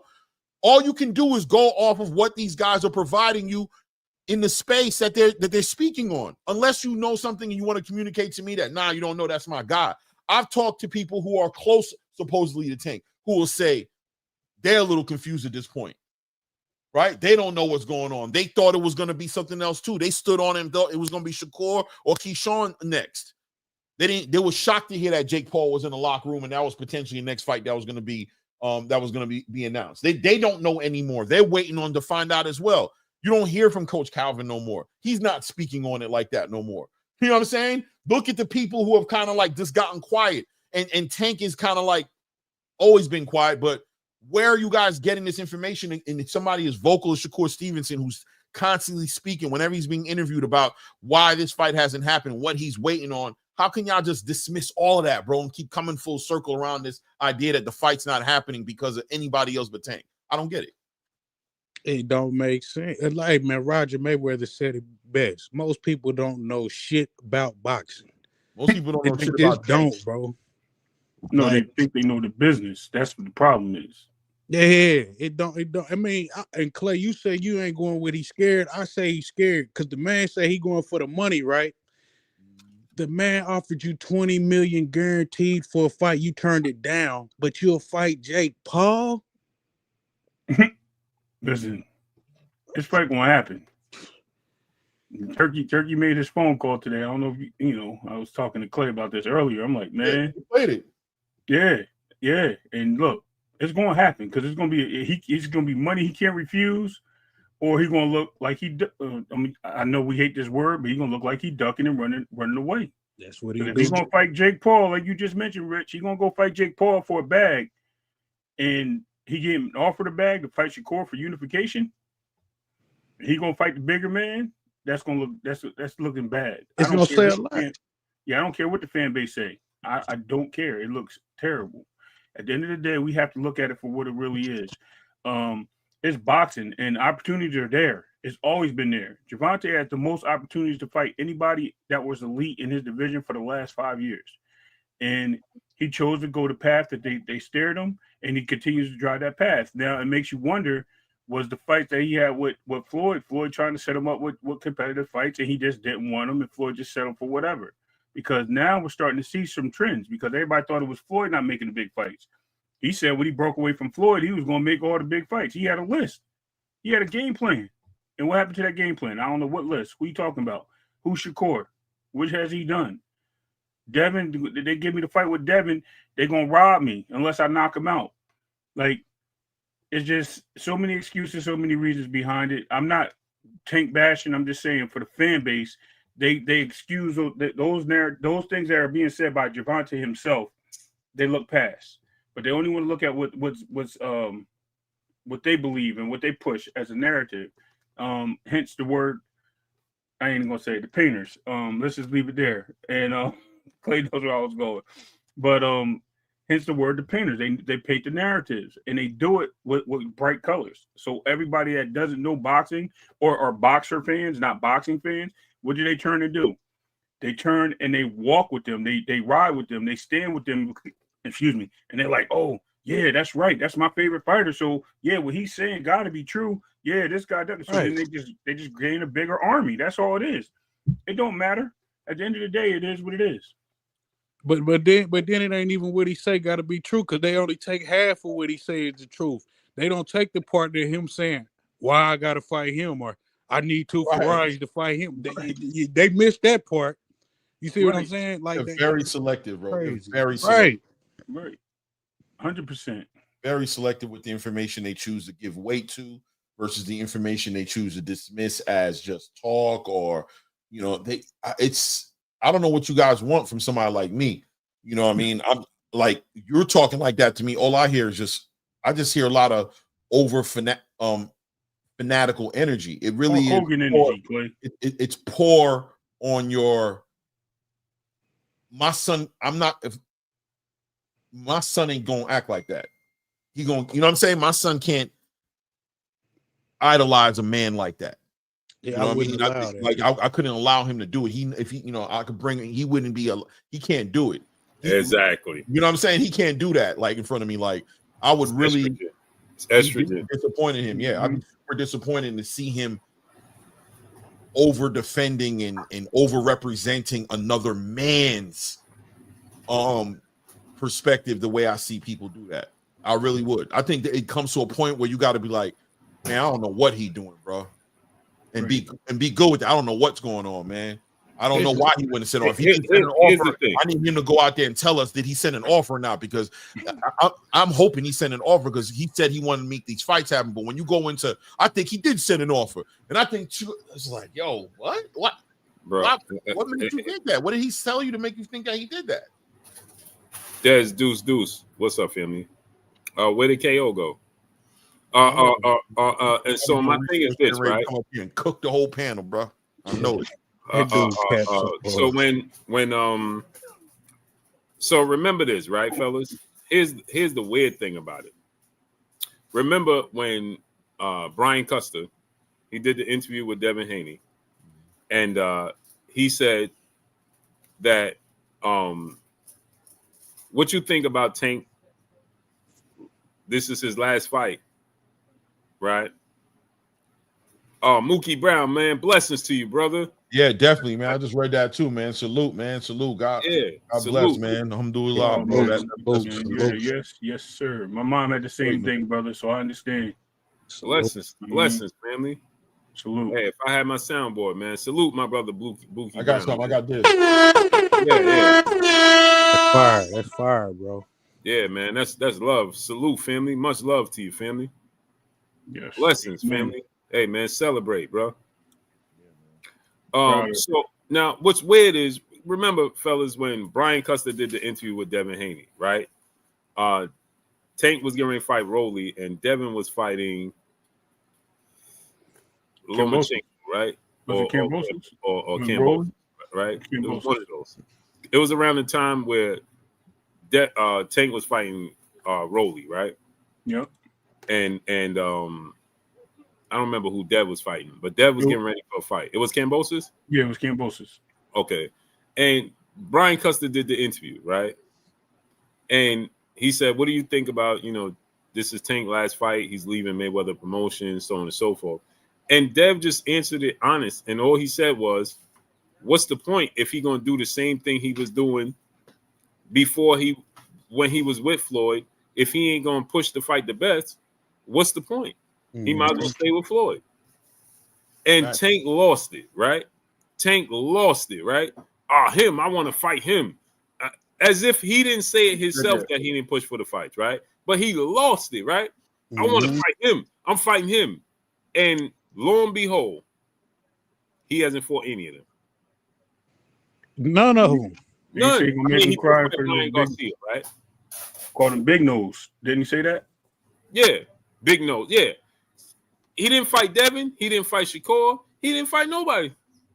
Now, how about this, right? Knowing, I think we can come to some agreements, right? With even the detractors who would say that what drives Tank in boxing? What is he in boxing for? What motivates Tank to fight?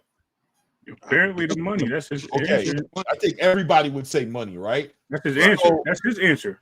Right, man. I don't think anybody would argue that anything else. So is there an argument? Is there a legitimate argument to speculate in the direction of if the fights haven't been made yet, it's because the money's not there?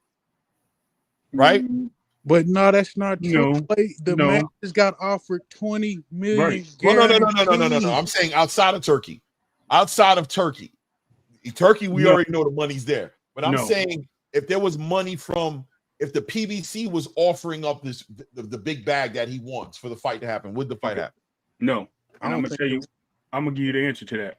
Because the PBC has been known to cross promote, right? Devin was with Eddie Hearn at the time. Eddie Hearn has cross promoted multiple times, and he wanted to fight as well. Right. When Canelo went over to PBC, they had no problem cross promoting for the fight with Munguia. They had no problem cross promoting with the fight for Belinga and Mike, whatever the other guy was. My bad.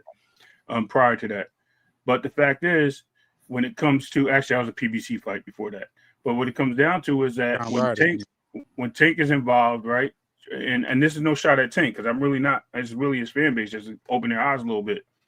When Tank is involved and it becomes about the money, who is his biggest fights? Like, this is the fight that y'all want to see, that you always talk about y'all want to see. This is the fight that the fans want to see. This is the fight that, has been drawn to be, hey, can he beat this guy? This guy's a champ. This person's the champ. They're calling you out. What are you going to do? And all it is the same old story. He called Al. He not on our side of the street, or this is it, always some excuse from the other people that represent. You can't send Tank an offer. After coach just told him, send us an offer. Let's see where it goes. Send us an offer. They send an offer, and then LV goes, you can't send the champ an offer. He the A side. But then Tank had the WBA regular. He could have pushed for that fight. And actually, the WBA even tried to push. Was it the Loma fight or that fight? They tried to push for that fight, and Tank threatened to drop the belt. I thought it was Devin fight. It could have been the Loma fight. I'm not sure. It was the Devin fight. It was the Devin fight, right? And then he said he's going to drop the belt because he ain't taking that fight. And he didn't want to lose the A-side privileges in that fight. That's why he chose not to do so. But it is what it is at this point, man. I'm not mad. I'm not mad at Tank for whatever he does. That's his business. How he wants to run. It's the fan base that drives these narratives and paints these pictures that I can't buy in a museum, can't see nowhere. It's just terrible. Only go to their page and you see it. So it's crazy. Yeah, and that's the thing. Like, it sickens me, man. Just as a boxing fan, you know what I'm saying? As a boxing fan, immediately, this is a good thing, right? Now, we as boxing fans, we just hoping that it plays out, right? Turkey says, "I'm gonna reach out. I'm gonna try to make the fight." Immediately, these ridiculous fans immediately come out. Man, he don't need Turkey. What are you talking about? Yeah, that shit. Why do I?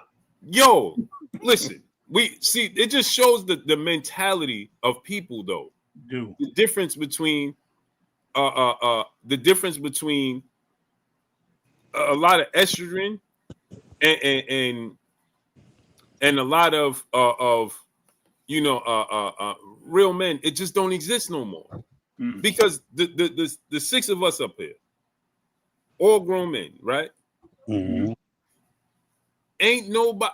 If I say Clay, if I say Rich, if I say Ray, if I say ETB, hey, bro, I got this. I got a 25 million. It's legal. I'm gonna show you it's legal. Put it in escrow. We do this. You're gonna be like, yeah, nah, I don't want it from you. It got to come from him. What? Yeah. Right. As long as it's legal, why do I care where it came from? That's it. I'm not going to jail. I'm not liable. Bro, I don't care where it came from. And this is something I tell people all the time, right? When they say this in my comments, say, he don't need him. So I asked them this question. Do you watch other sports? Yeah. I love when they say that. Cool. The owners of these teams, where they get their money from? To pay these athletes.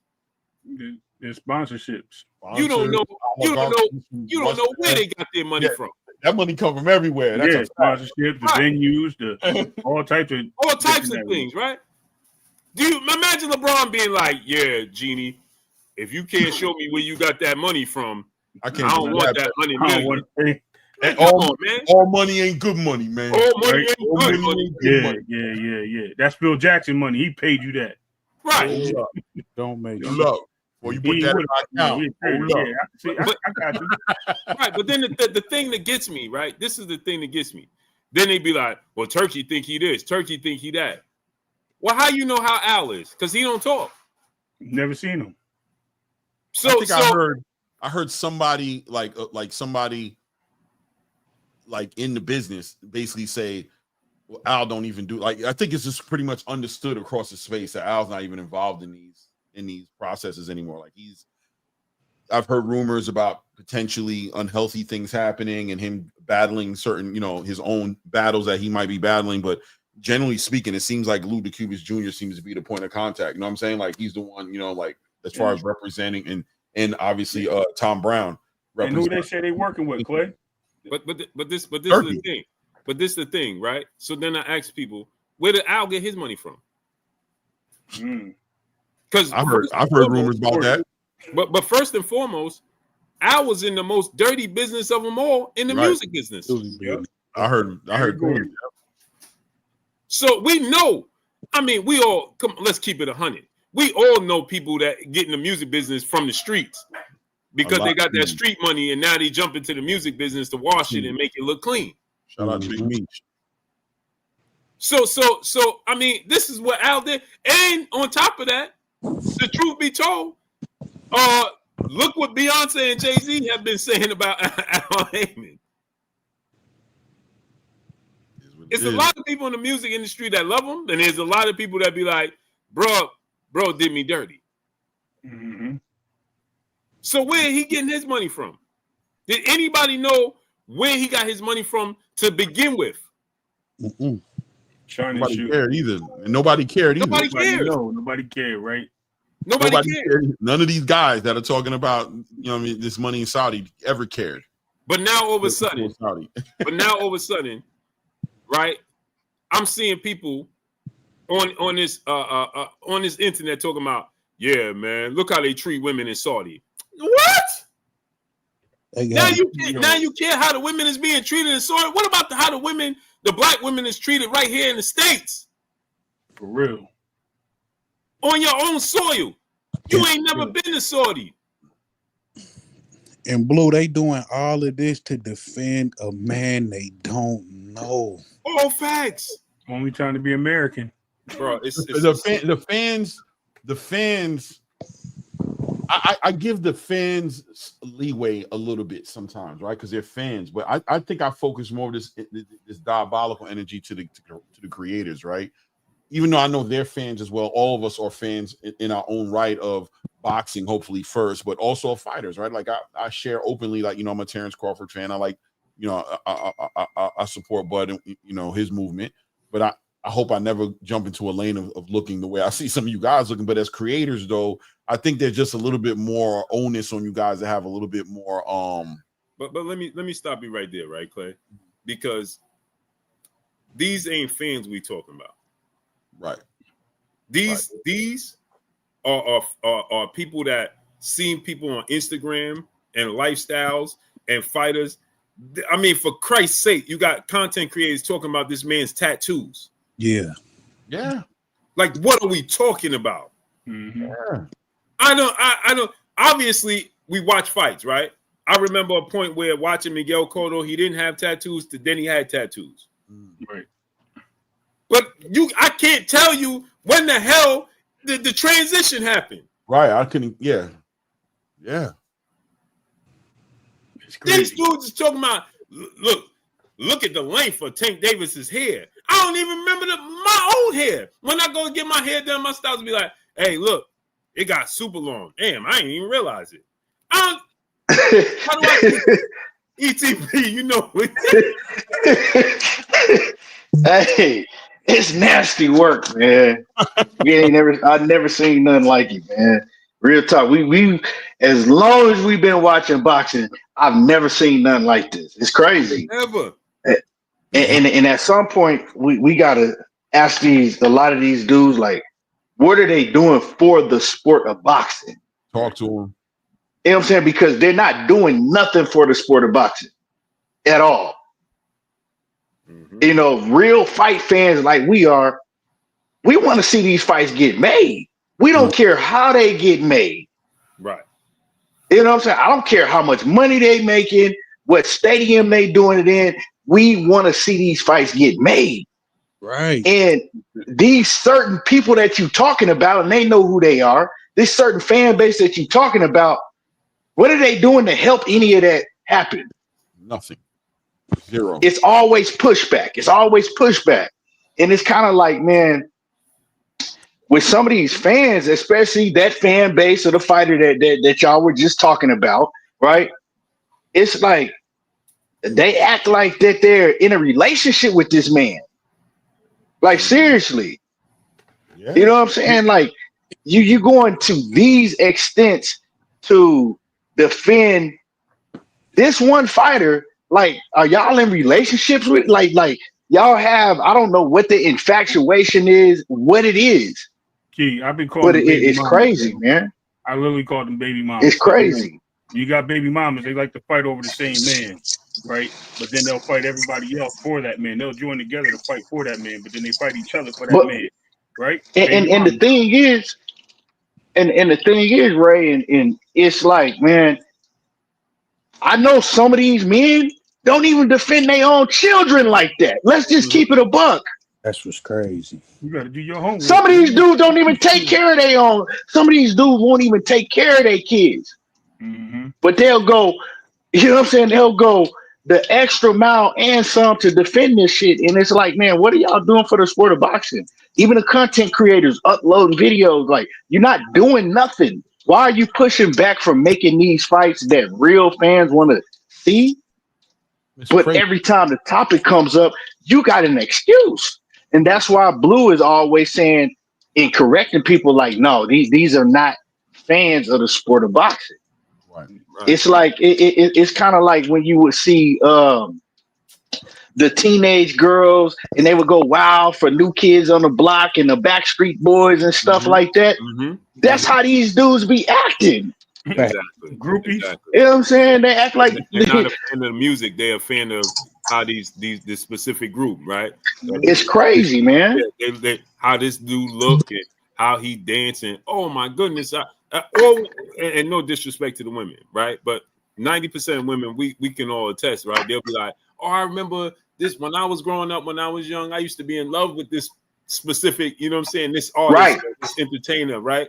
Because it wasn't because they actually love the show or anything. It's the looks, it's the attraction. Right. And that's what's weird. It's weird because you got grown men that are sitting here like, bro, Tank's hair, Tank's tattoos, Tank live his lifestyle. When I'm concerned with, be quiet. When I'm concerned with a man's, why would I? If first of all, I want everybody to be successful, right? If Key like, yo, Blue, check this out. I just got this new Lamborghini. I got this new Lamborghini, right? I'm like, yo, that's fire.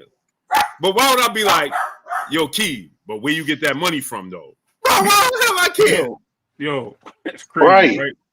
Clay, right? I would look at we would look at each other. Look, I don't care. Look, how much you pay for that? I'm looking at you crazy. I don't care what it is. I don't care. You tell me. You see my kid, damn man, how much? Clay, I'm looking at you crazy. I don't care how long I've known you. I don't know why in the world we talking about how much I'm spending on anything. Only thing we need to be talking about is how fly my shit is. Period. Clay, what'd you tell me when I got the new whip? Fire. Yo, how is it? You just asked about the car. You ain't asked me how much I paid. What the payments look like. They don't know how much you pay for it. I don't exactly. know. That's what I'm saying. You never mentioned anything about money. You said, yo, that's a good look for you. You know what I mean? I didn't even think about asking that. You know what I mean? So I got it. I welcomed your Blue, day. you gotta the what you call it? The sling. I never thought to ask you how much you pay for it, how much you're paying for. It's never even crossed my mind to ask you ever. So imagine me being like, yo, but who put it in your bank account though? Bro, what? Why do I care? We definitely got to be careful with that one because apparently, Blue and Clay, we get paid. We get paid by somebody. Yeah, Bill putting it in the bank. Crazy. It's so bizarre to me that a grown man would be like, he don't need turkey, bro. What?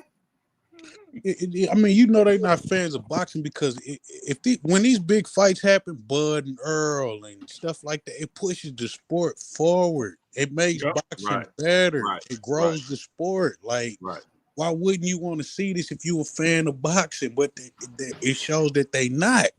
Right. They not. Right. It's bizarre. Look how far left we got to go with this conversation. Right. Because the moment that Turkey mentioned Tank and Shakur, immediately, I mean, the last good 2 weeks, me and Clay have this debate and this conversation in the last 2 weeks.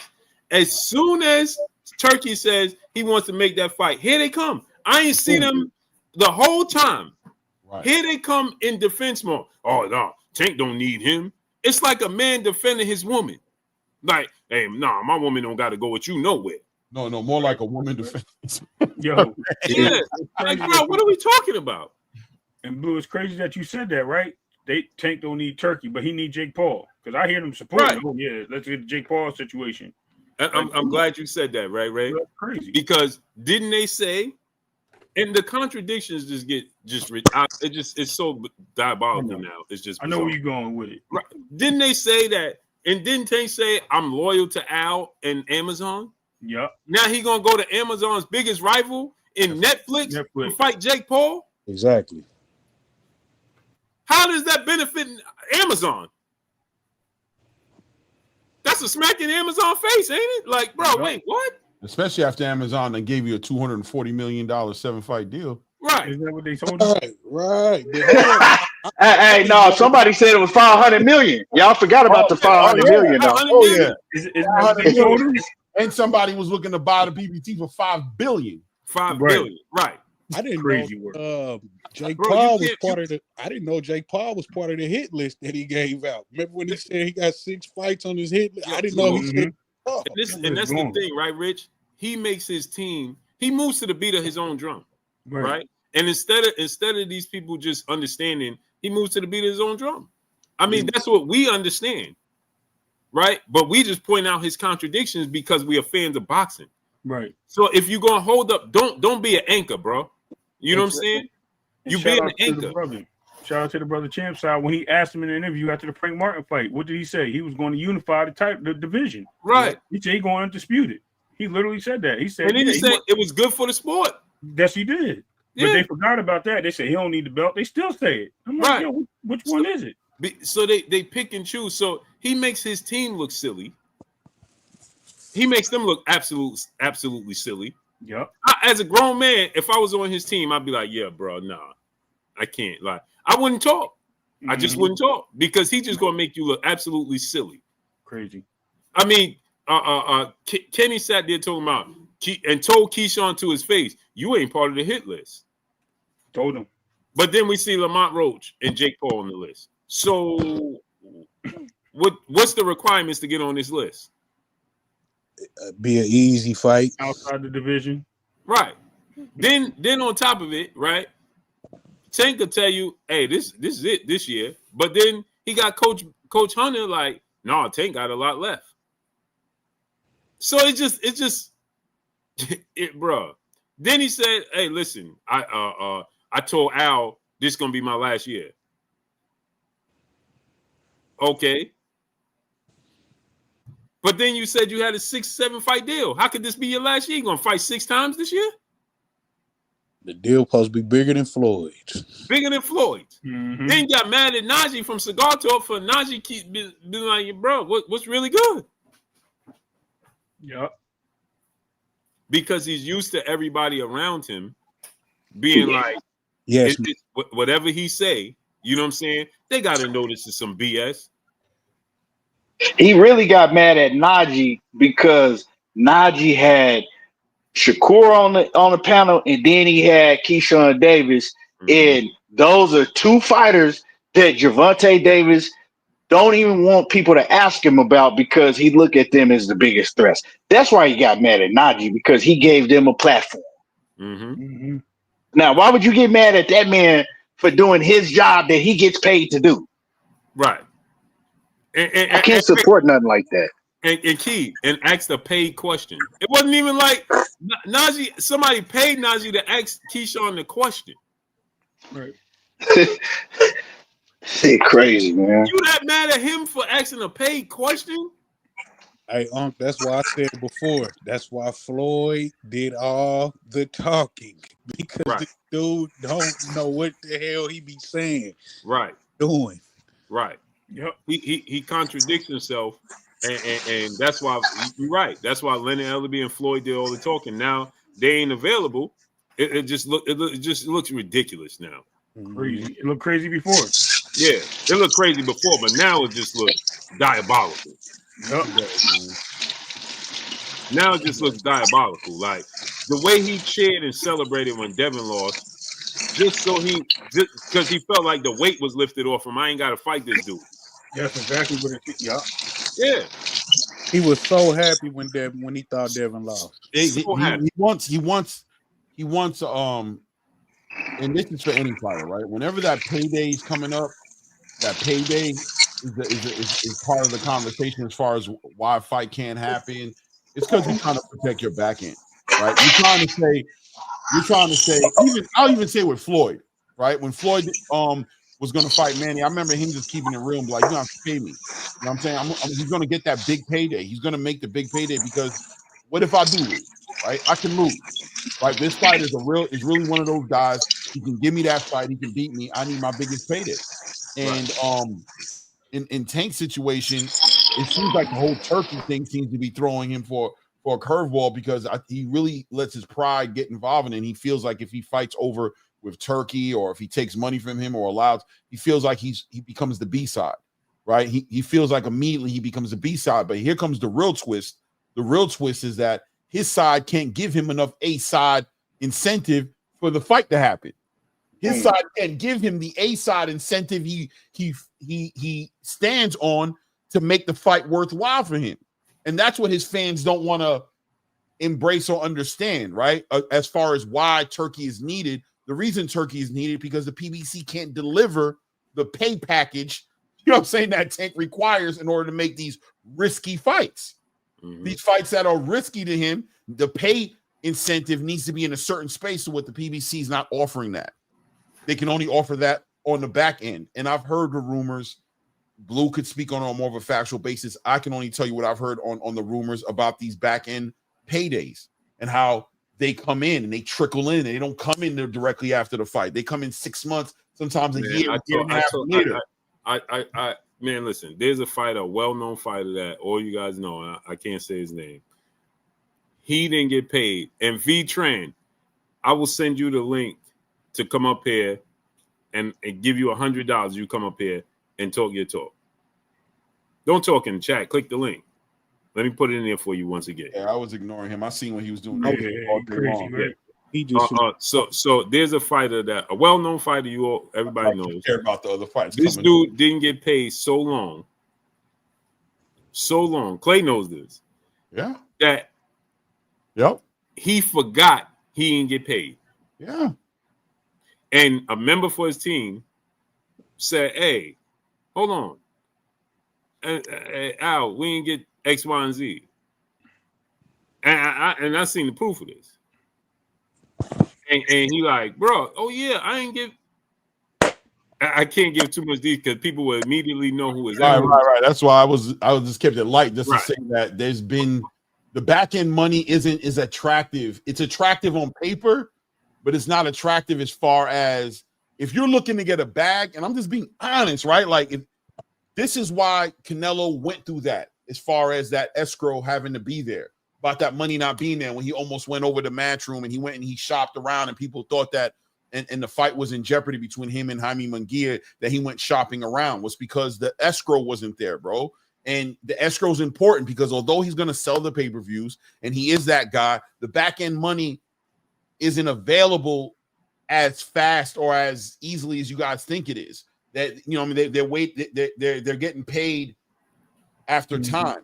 And then I think, and you know, I don't want to speculate any deeper because I can go deep and I have my thoughts and my ideas of what I think is literally still getting checks today. Right. Yes. That's what I'm saying. You feel me? So they want their money up front. They want the biggest part of their money up front. They want to wait on the back end. They want the back end to not matter so that when the back end comes, it's okay. But that's why Tank, in my opinion, has become disenchanted with the sport because he was sold some nonsense. He was sold and left with the idea that he was going to be getting $35 to $40 million guarantees. He thought he was getting that. And when these dudes came at him with $5 million, $10 million guarantee, big pay-per-view back-end money talk, it discouraged him, man. It made him not want to be involved with the sport, bro. I'm telling you. It discouraged him. Doesn't want to be dealing with that. Neither does a lot of your other favorite fighters who are sitting there like, nah, bro, I'm not doing that. I want big money up front. I want big money in my Listen to how Wilder talks. Yeah. Wilder will tell you if you really listen to him, he'll tell you how nasty the business is. He said, listen to Wilder. And that's what I'm saying. Exactly. That's why you think Canelo left after that. Where did they get the money fight from in his last fight? The MGM Grand.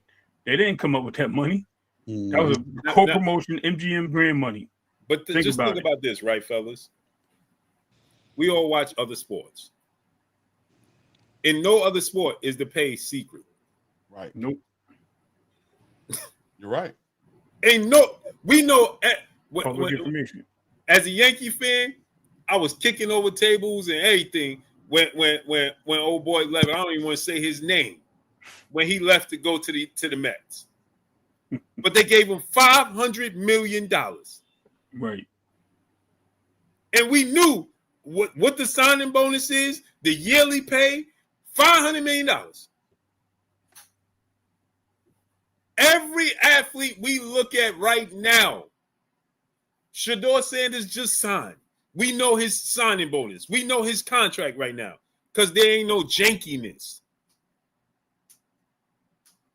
Every time we talk about boxing, everybody's pay is a secret.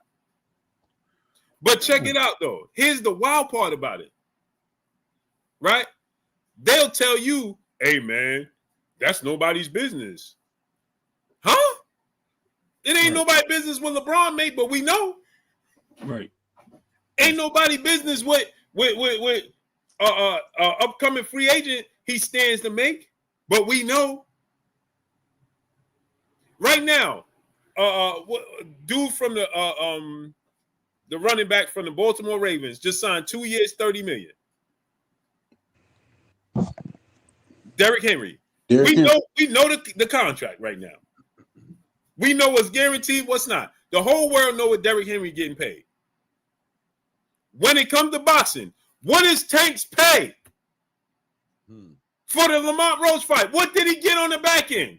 Oh, they what did Steven Espinosa say? They private what he called them? Some it's like, in other words, not my business to tell you.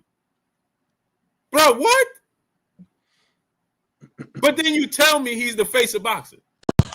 Nah, let his fans tell it. Everybody want to fight him for a payday, but Lamont Rose just clearly said, I could have made more in another fight. Right. Yep. Thank you, Via Ferrer. Independent contractor. He's an independent contractor. Right.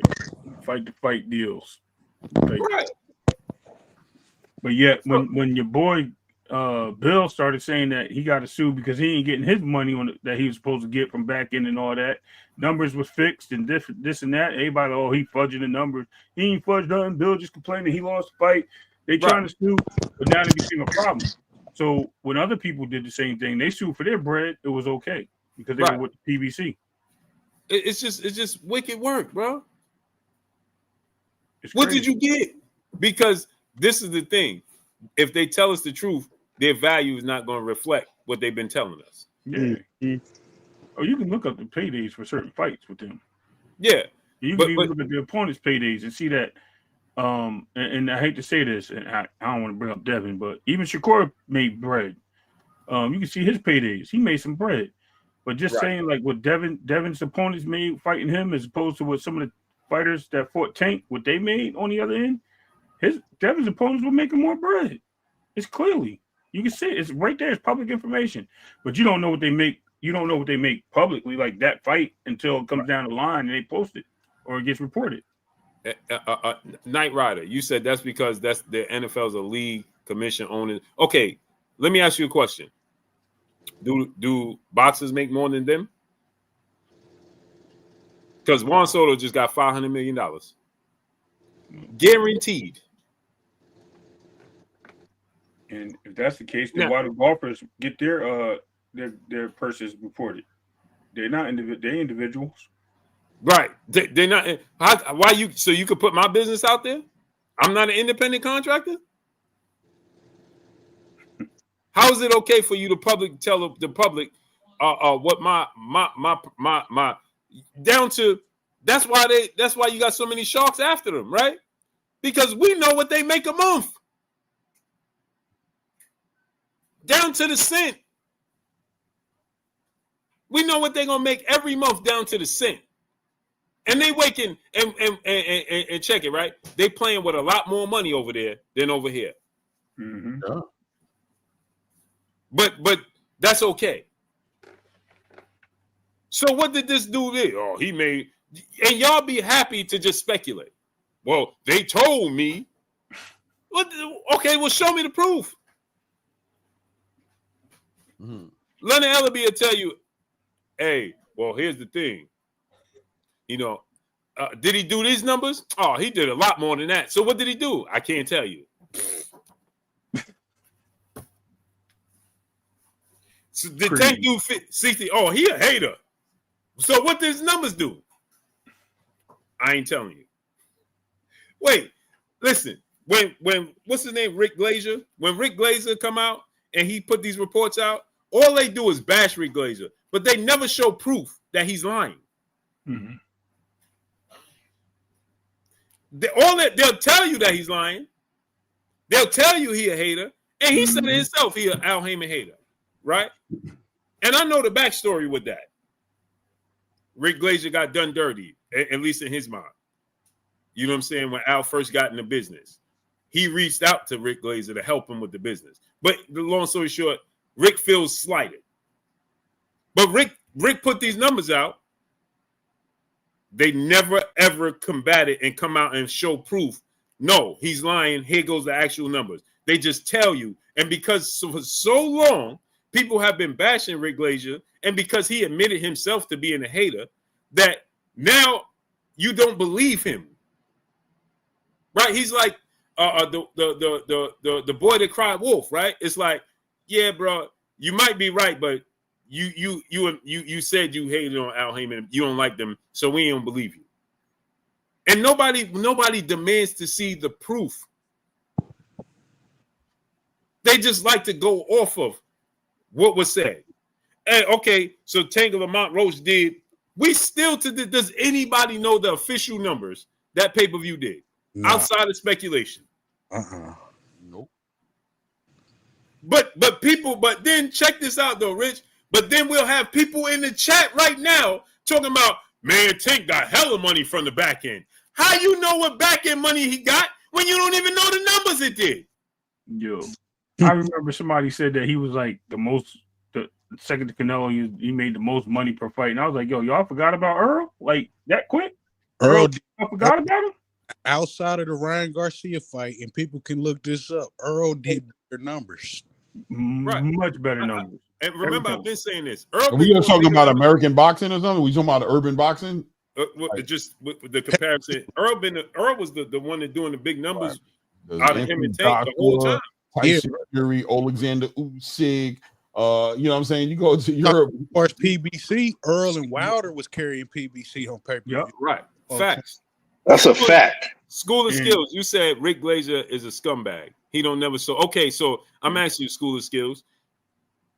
You know Rick Glazer as a person? Because you call that man scumbag. Yeah, he hang out with Bizarro Stephen A. Smith. That's why he over there. That's what he be doing, hanging out with the Bizarro World people. Yeah, so School of Skills, you know that man? Because you want to talk about scumbags in boxing? Don't do it, Blue. Come on. Don't do it. I mean, we could go to public record for these dudes.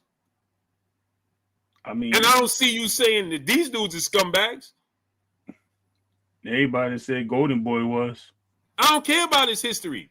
I can read a lot of their histories. So what that mean? Canelo didn't. Hey, fellas, didn't Canelo say that Oscar was robbing him the whole time? Told you. I tried. Didn't Bob Arum go to court for paying judges and stuff? Yep. So what are you talking about? We know Don King history. Yep. Robin was in the music industry. He came from the music industry. Hey, Don King, the only man to ever beat Mike Tyson and Muhammad Ali. Right. You got to put hands on that boy. That boy was in. And you don't think as a man, just comments, bro. Listen, in the entertainment world, I have never, if y'all can show me a person, I have never in any walk of life of entertainment seen a person that has refused to ever be seen or heard without something to hide. He don't want to be spoken of, don't want you to speak on him, don't want to do nothing. Nope. You go to the internet and you Google him. It's the same 3 pictures. Yep. And then morons run around talking about, well, he did that. So the black, because you know they ain't like the black man in boxing. They was trying to do him dirty. Don King all over the place. Yep. Don King all over the place. Still to the day. To this day. To this day. And got his flag talking about, come on, Turkey, work with me, right? At 97 years old. Just and we know Don got it, and we know Don got a criminal history, and he don't even care. Mm-mm. Al don't talk, he don't do nothing, but we'll defend him. And then when you say something against him, right? If you black and say something against him, oh, how you a coon? You hate on the black man. You don't even know him. How you know he black? Right. That's we just at this point it's an assumption, right? I mean, we did have the old when he was with Vernon Forrest and stuff, right? So we got that. But outside of that, he Kaiser Sose. He's an avatar, bro. I might be Tom Brown. He an avatar. For real. That's all we know. Every fighter, I want to give thanks to Al Haymon. I want to give thanks to Al Haymon. We got to start putting them on notice. Who is Al, bro? Right. Listen, I got called a clown for that. Yeah. Like, bro. I mean, as a man, I'm a man before anything. I got kids, grandkids. You know what I'm saying? Bro, I don't care who you are. At some point in time, when my antennas raised, I'm going to be like, bro, wait, what? This is wild. Crazy word. Yeah. Nothing ever? Yeah. Come on, man. But y'all be quick to say, Rick Glazer is a scumbag. Well, guess what? I can see Rick Glazer. And let me tell you something, School of Skills. I hear a lot of stories about Al behind the scenes as well. Again, School of Skills. Go Google Al Heyman with Jay-Z and Beyonce and all that type of situation. Talk about a situation with Mike J. Right.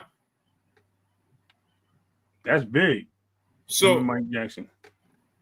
Yeah, this is what I'm saying. So it just, again, I'm not trying to throw dirt on the man, but we quick to blame everybody else to defend Tank from fighting. It's wild. All because we just want to see the best fight the best. And that's bizarre. Narratives can be painted, bro. There is actual fighters. Yo, I talk to fighters and they like, yo, Blue, I never even had a conversation with him. I'm like, huh? And I'm talking about big, they like, bro, it just be, he go through this person, that. Bud Crawford said that when he was trying to make the Earl fight. He like this Al dude. Yeah, that's why Bud was like, yo, listen, bro. And no, if I'm doing this, you're going to talk to me directly. Right. I'm not doing that, bro. I'm not trusting your word, bro. You're going to have to deal with me directly. You're going to have to show me, bro. And that was the problem. That was the problem. It's bizarre. It's bizarre, man. Now Knight Rider trying to deflect. I guess y'all don't care about Shakur press conference. No, that's how this even started. Because of you. Well, because we was talking about the press conference and you started this nonsense talking about, no, Tank don't got to do this. Tank don't got to do that. Sound like somebody with their kids or their wife. No, he ain't got to do that. No. That's something I tell my wife ain't got to do this. She ain't got to do that. She ain't going to do this. She ain't going to do that. It's my wife or my kids. Y'all doing that about a man you never even met. On top of it, a man that don't even care you exist. He told you when you see me out in public, don't say nothing to me. Facts. He told you that. When you see me out in public, man, don't come up to me in public. Ty Baby, peace and blessings, Queen. Chris Legg, ain't that what he said, Chris Legg? Hey, you see me out in public, don't come say hi to me. Bro, what? And y'all like, yo, hey, Ray, this is what they say? No, you know what? He just needed space. He just needed space, Clay. Man, get that man in space, man. Let him stretch, man. Give him some room. I'm okay with all of it. I just don't understand why lie for the man. The man don't want. But is it lying, these fights happening? Like he don't care about these fights happening, but that's why they're not happening. It is what it is, man. He don't care, and that's the thing, right, Clay? It's cool. You don't care? Cool, right? The thing is that don't pretend that you care. You don't pretend. He shows you. I don't care. He says it. Like, I don't know. I think that man is one of the most transparent. Like, yo, when he gets in front of a mic, yo, he's never short of word. What? I can say I want to fight that dude. Why y'all keep bringing that dude up? What has that dude accomplished? Shoots that fight down to the ground. Shoots the body, empties the mag. But no, Clay. That's now. That's a recent, because before that, it was this guy's on the hit list. No, it wasn't on the hit list as long as it was going to be a $40 million, $35 million guarantee. As long as that money was going to be on the table that they were telling him it was going to be, he was interested. He lost. I'm telling you guys, bro. When that Amazon deal went left, he was like, I'm done. I don't need this game no more. I'm only here for that reason. I'm here for this bag, for this money. And I'm not going.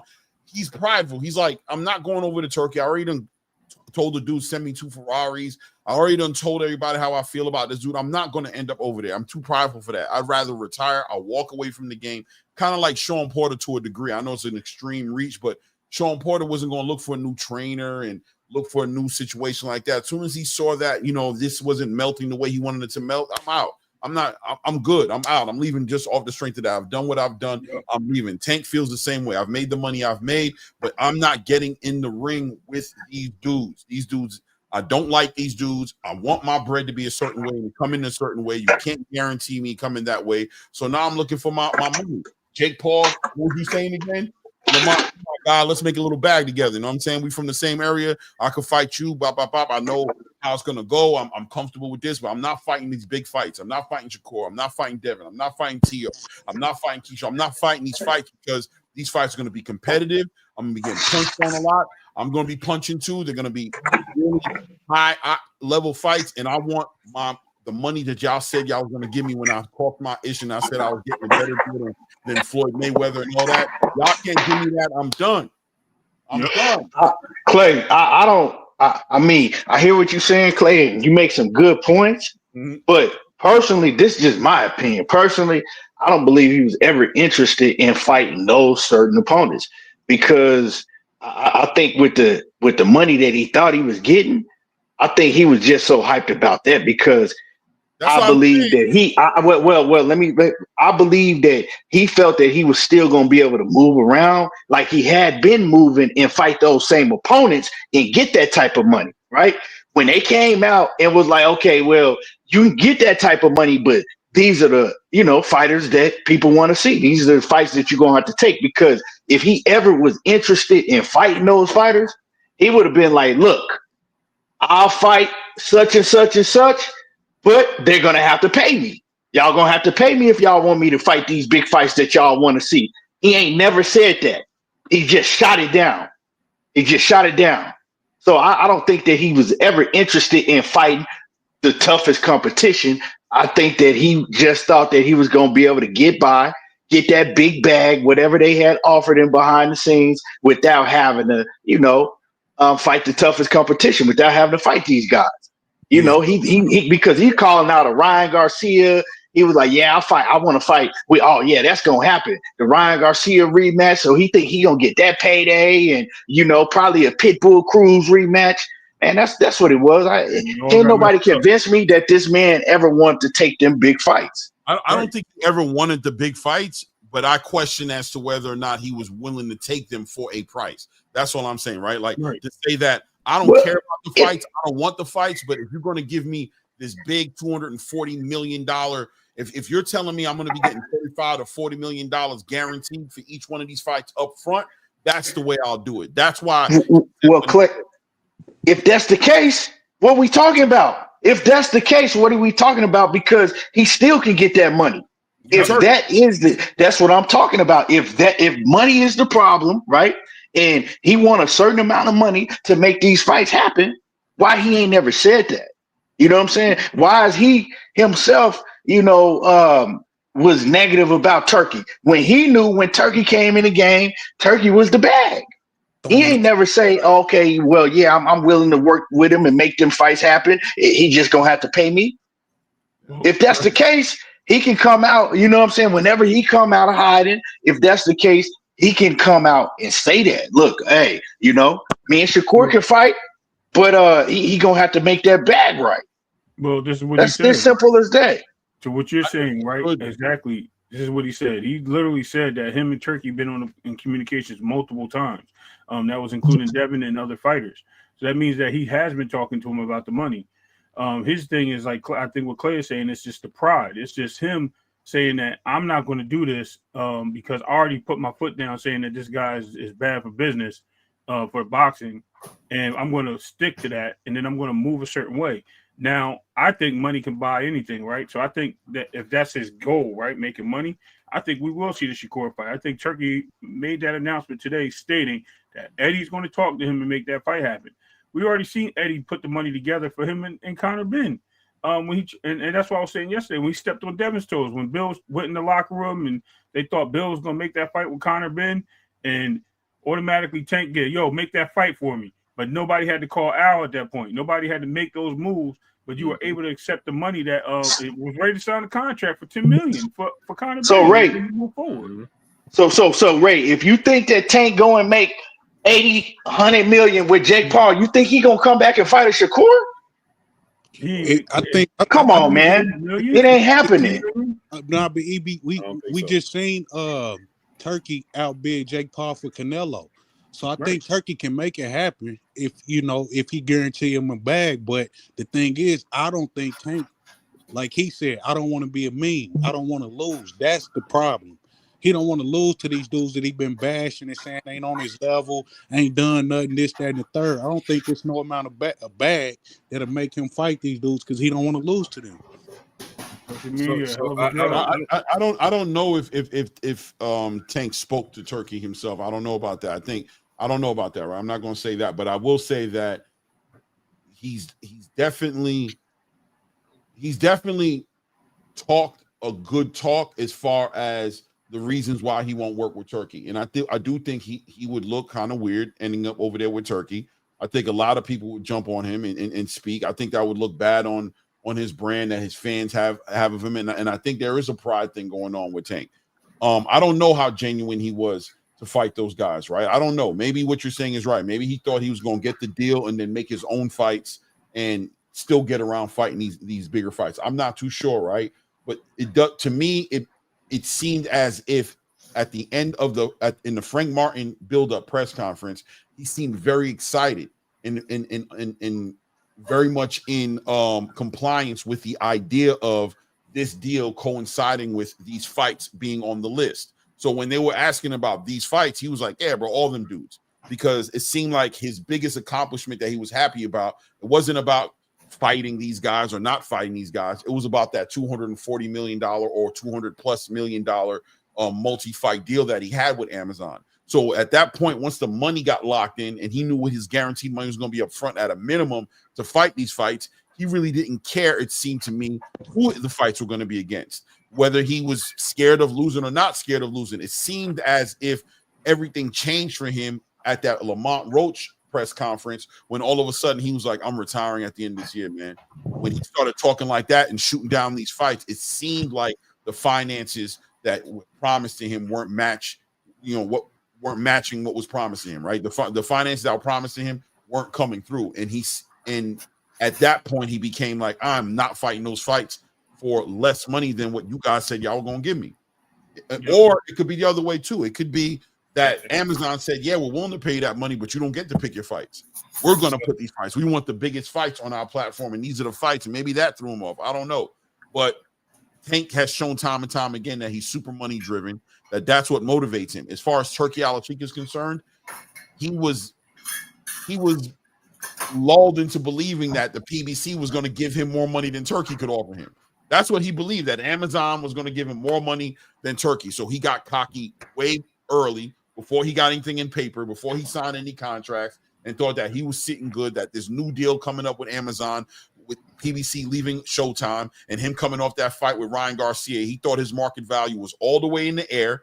And he thought that Amazon jumped on the train like they should. He felt like it made sense. I just sold 1.2 million with Ryan Garcia. They want to get involved in the Tank Davis business. I'm no longer affiliated with Floyd Mayweather. So naturally, when they said, yeah, we're working on this big deal. And if you remember, Tank even said, I haven't heard from the PBC or Al Heyman and those guys. They were supposed to call me. I haven't heard. So if you don't see me fighting on these PBC cards coming up or these next couple of cards coming up, you guys know what happened. He said these guys are having a meeting and not including me in the conversation. So he was under the idea that there was big money in his name involved in that money being negotiated.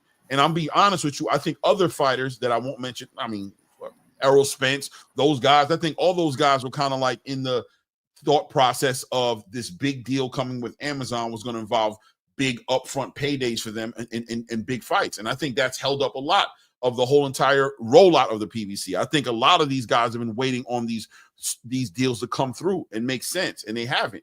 I don't think they haven't. I think now you got Jamel coming around and Jamal. I don't think Jamal is probably part of that, even though Jamal is supposed to be part of that Canelo Alvarez package. But it just seemed like a lot of the promises didn't come through, and a lot of fighters aren't motivated to fight anymore because of that. You're right. So this is my thing, right? I think that it's a case of also comfort, right?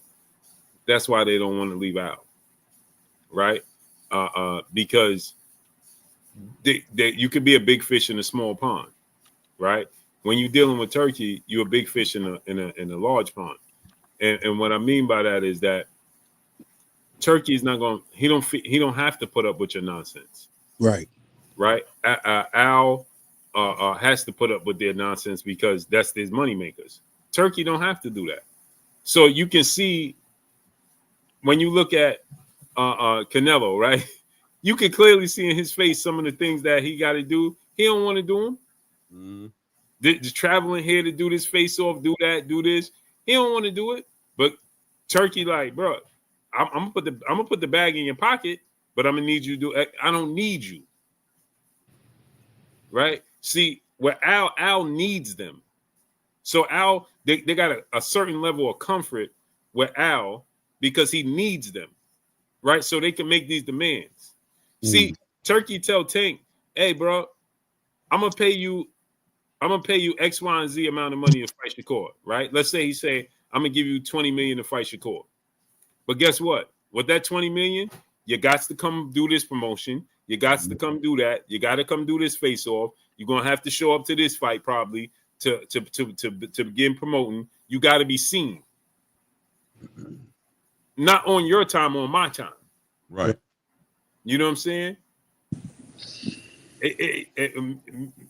I was going to say so. I don't know. Me and Clay should even say it, but we was privy to information. We seen a couple of things take place with Turkey. Like, yo, I'm sending a jet right now. Right. Yeah, I know what you're talking about. Yeah. Literally. Yeah. Friday night, he like, yo, I'm getting on the jet and I'm sending you a jet. Yeah. And they like, wait, what? Because I'm putting his bread in your pocket. Right. You know what I'm saying? I'm not getting nothing on the back end. I'm not benefiting from this, but I'm gonna need you to I'm gonna need you to do something for me. The barter system, right? What you gotta do for me is show up, but not on your time. And see, they spoil athletes that's used to showing up on. You see, for instance, we all know this. The five of us know this, right? Press conferences, Tank coming 4 hours late. Turkey ain't trying to hear that. Right. Oh, hell no. Imagine that. No way. No way. Imagine showing up 3 hours or not showing up at all. Right. Or even threatening not to show up. Or coming to the pre-fight workout and not even work out. Remember? Yeah. All that is another thing that like the fans don't acknowledge that, right? All that rebellious energy, all that pushback that Tank has shown. I mean, to me, I see it. Imagine if Devin and Shakur did that. Never. Imagine if Devin or Shakur did that, the pushback that they would get. But it's okay when he do that. They'll sit in them live streams and wait for him for 4 hours. Yep. It's cool. Yep. Yeah, bro. And won't complain, Key. That shit it's crazy to me. Like and make an excuse to why he did it. Yeah. Yeah, bro. Well, he had to get his edges fixed. No, his bangs are curled. That's what he across the board, fixed, man. It's diabolical, bro. Across the board, bro. It's a diabolical when you see the behavior. It's crazy. It's crazy. Yeah, it's the thing about it is like see with Turkey is going to be accountability. Or at least it's going to be contingencies, right? I think that's what people don't acknowledge, right, Blue? Like you're going to get the money with Turkey. What Turkey's shown over and over again is there's going to be contingencies. What is the contingencies going to be? You're going to compete against people who can beat you, right? Mm-hmm. And you're going to be part of a huge rollout.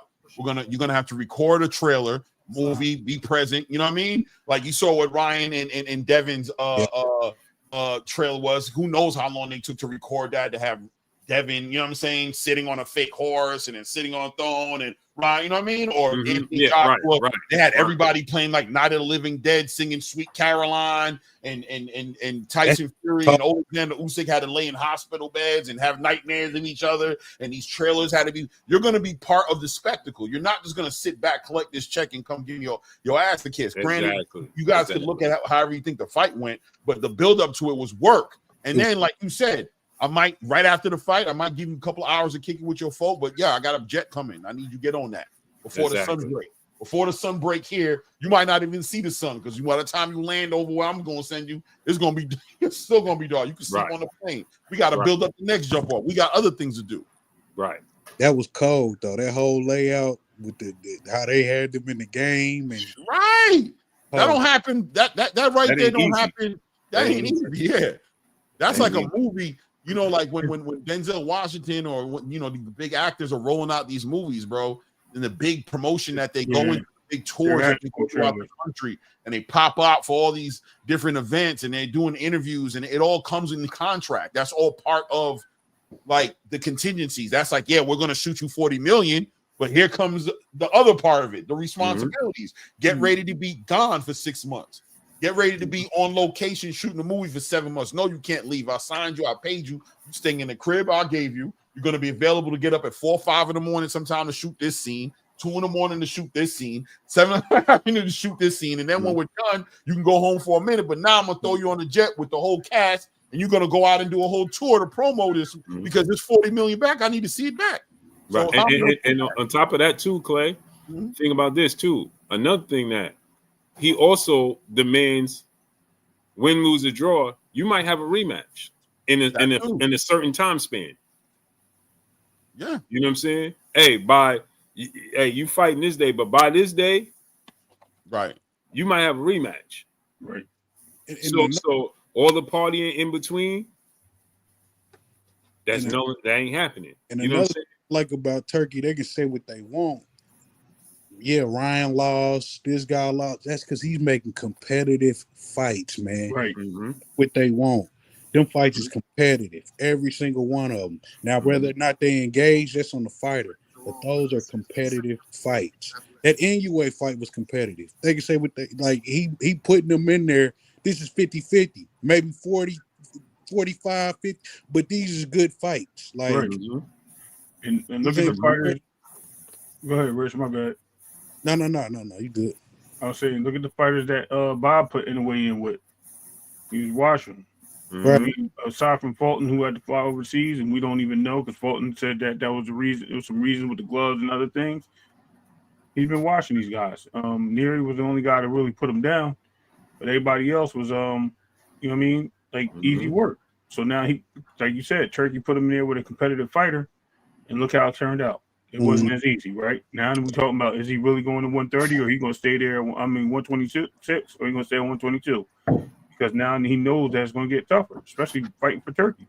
Right. And he was a guy who rejected Turkey as well as Canelo in the beginning, right? And they sure crossed that bridge, didn't they? Quick.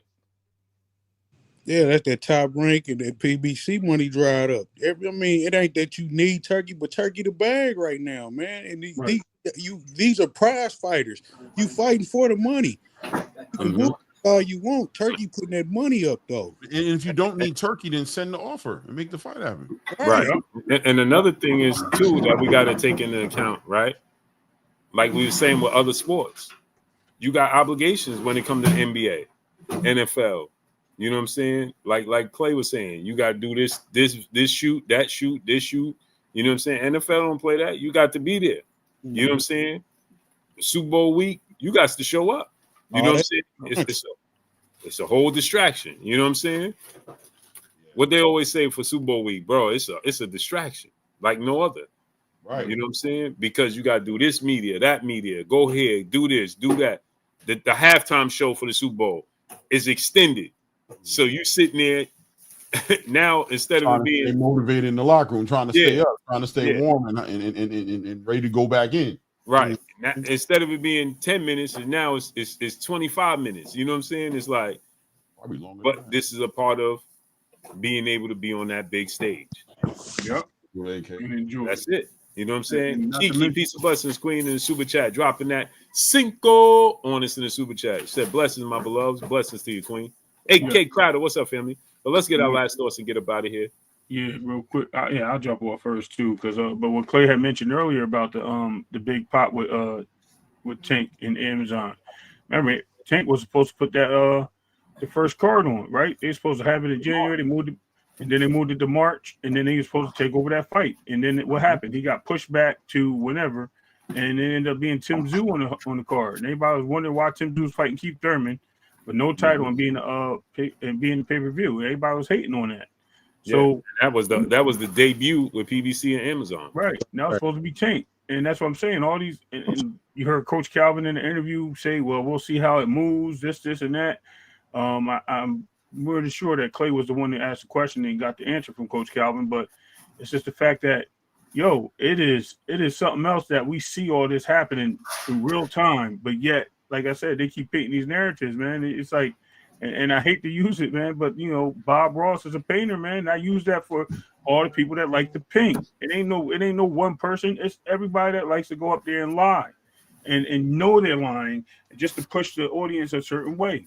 You know what I mean? It is what it is. But yeah, on that, I'm gonna land my plane, man. Salute to y'all brothers, Rick, ETB, G, salute.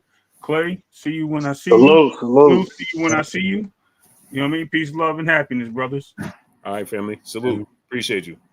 I was just gonna say, man, we got to start putting respect on these fighters that's taking the tough fights instead of bashing them and trashing them. Oh, he this, he that. They taking the fights that your favorite fighter won't take. And you know, I mean, they growing the sport of boxing, something that the so-called faces of boxing ain't doing. You know, we got to start putting more respect on it and stop being man fans and be fans of the sport. Let's help the sport grow, not tear it down because of one fighter disgruntled and don't like his situation. It's more than one fighter. It's thousands of them. And a lot of them is hungry and ready for that opportunity. We can't keep shitting on all these fighters because of we fans of one guy. Like, you got guys that's willing to take them fights and help grow the sport. We got to start putting more respect on that. That's about it, though. Salute, y'all. I agree, bro. Yeah. I agree, bro. It's just nasty work, bro. It's like we don't appreciate, like, that's what I was saying earlier, you know, as far as, you know, Turkey doing the fights in New York City, man. He trying to just give the sport a shot at adrenaline, energy, you know what I'm saying? Something different, something new. And that's frowned upon. It's nasty work. But go ahead, Keith. Yeah, man. I just want to say, man, I agree with everything he said, man. And you know, great panel, man. It's like everybody that was up here, we all want the sport of boxing to grow, you know, and it just, people need to take note. Like, you know, push for the sport of boxing to grow. Push for these fights. Let's stop making excuses for these fights not to happen just because you may not want to see your favorite fighter lose. You know what I'm saying? They still gonna live, they still gonna make their money, and you still gonna do what you got to do in life. You know, so man, we want to see the sport grow, and we're gonna continue to push for the sport to grow and push for these big fights to happen. But man, salute Blue, salute Clay, man, great show. Because check it, right, Key? We can't even get to the point where we having nice heated debates about who will win. Exactly. That's being taken from us because we can't even get the damn fights, and because they'll build up so much of a rabid fan base, right? That they like, oh shit, we could get away with this. Yep, man. We got to stop normalizing this shit in the sport of boxing. Go to another sport. You know, go somewhere else because y'all just in the way. But man, I appreciate y'all, man. Salute to y'all. Appreciate you, Key. Salute, yes, Key. Salute, man. Yeah, man. As far as the press conference is concerned, I would have loved to have talked about that too as well. Man, shout out to that card. I'm excited to. I guess we'll talk about it next time for sure. We got time. You know, the build-up is here. But yeah, man, I'm excited to see this Shakur. Look, man, I'm drinking the Kool-Aid right now. Shakur got me believing that the hands are under control. He's got me believing he's going to give his best performance. I'm not going to act like he hasn't done this before. He did the same thing for Edwin, kind of did the same thing for Haratunian. It didn't necessarily. Haratunian, I feel like he gave me a good performance. I know people didn't like it. I didn't mind it at all. But, you know, the De Los Santos fight, you know, he kind of did throw us for a curveball there. You know, like he said, finessed, you know what I'm saying? Edwin De Los Santos, but it seems like he's dialed in for this.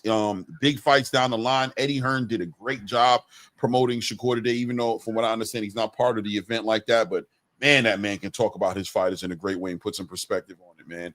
I loved how he was talking about if Shakur was in the UK, he'd be the treasure of the country, and how he's the best boxer, and how American boxing scene need to put respect on his name and understand that he's one of the best products coming out this country, which I agree with Eddie Hearn completely on. So I'm looking forward to this fight. I know William Zepeda's not going to do nothing but come forward. He's going to put out a lot of punches. He's going to bring the best out of Shakur, and I'm really excited, kind of nervous a little bit because, you know, I'm a fan of Shakur too as well. So, you know, I'm kind of like, you know what I mean, caught up like, damn, bro, I hope you really do, because I know William ain't going to let it slide. He's not going to sit there and be an Edwin De Los Santos, or, you know what I'm saying? He's not going to let you finesse him or whatever word it is, but he seems like he's embracing who Zepeda is, and he's ready for that. Zepeda looking forward to it. I'm happy for him that he finally gets an opponent like a William Zepeda who's going to actually give him an opportunity to showcase. He doesn't have to force it. He gets to be put in a position the way he has to show and bring out the tools out the bag. And I'm hoping and I'm thinking that he will. That's how I'm feeling is gonna be for him. I'm excited to see Hamza Shiraz at 168. I thought he looked great. I'm happy that he doesn't have to cut that weight anymore. I love the combination and the addition of Andy Lee. I want to see how that looks out. I want to see Edgar Berlanga, in my personal opinion, outside of Canelo Alvarez. He got a lot to prove. He's got a lot to prove. This fight right here is going to be a big fight for him. I know that how he feels about himself. Listen, he's right. You're a good-looking brother. Pause, you know what I'm saying? You got the jury. You got Fat Joe, the Terror Squad. You got the city. Everybody like you. Got the knockouts. Everybody knows what to expect from you, but we haven't seen it against those competitors. We haven't seen you fight Hamza Shiraz. The closest thing we've seen you fight at this level is Canelo Alvarez, and I'm going to give you your respect and say 12 rounds with Canelo Alvarez is impressive, even though he hasn't been knocking people out. But okay, we'll give you that. You want to be the face of boxing. You want to be big money. You want to be the A side. You're headlining this card. Turkey Al-Sheikh is watching you. The world is watching you. You got a real deal. Hamza Shiraz, outside of his fight against Carlos Adames, was projected to be one of the up-and-coming guys. We wanted to see this guy fight Janibek. We didn't know who was going to win between him and Janibek. But, you know, the weight cuts, a bad hand, excuses. Hamza is motivated. He's got the team. Edgar, let's see what you're going to do, baby. I can't wait to see it. Can't wait to see David Morrell, a lot of those other fights. So shout out to that card. Shout out to that press conference and what Turkey's doing with that card. And I'm excited, man. Boxing is moving. Boxing is doing great, bro. It's in a great space, man. Definitely in a great space. And I can't wait, man. And on top of it, Ryan and Devin, October, and Tio and Bootsy looking to do August. I believe he said August 20th. Yes. Yeah, he's trying to do Boots and Tio. Yeah, August Which 20th. I think is still up in the air. Yeah. I know everybody's like Tio down. I'm still in the air with it. I'm still pushing back at a little bit, man. Because man. I don't know, man. Brian Norman seems to be, I don't know when the fight is happening in Japan with Norman and Jin Sasaki. The 19th, July 19th. All right, so I'm kind of waiting on that. I want to see, and I feel like Boots is waiting on that, or is he waiting on that? You know what I mean? Yeah. Again, Turkey's demands, right? He is, but he wasn't able to give the Virgil Ortiz Boots fight. You know what I'm saying? He right. tried to. Boots got his own mind. He's stubborn.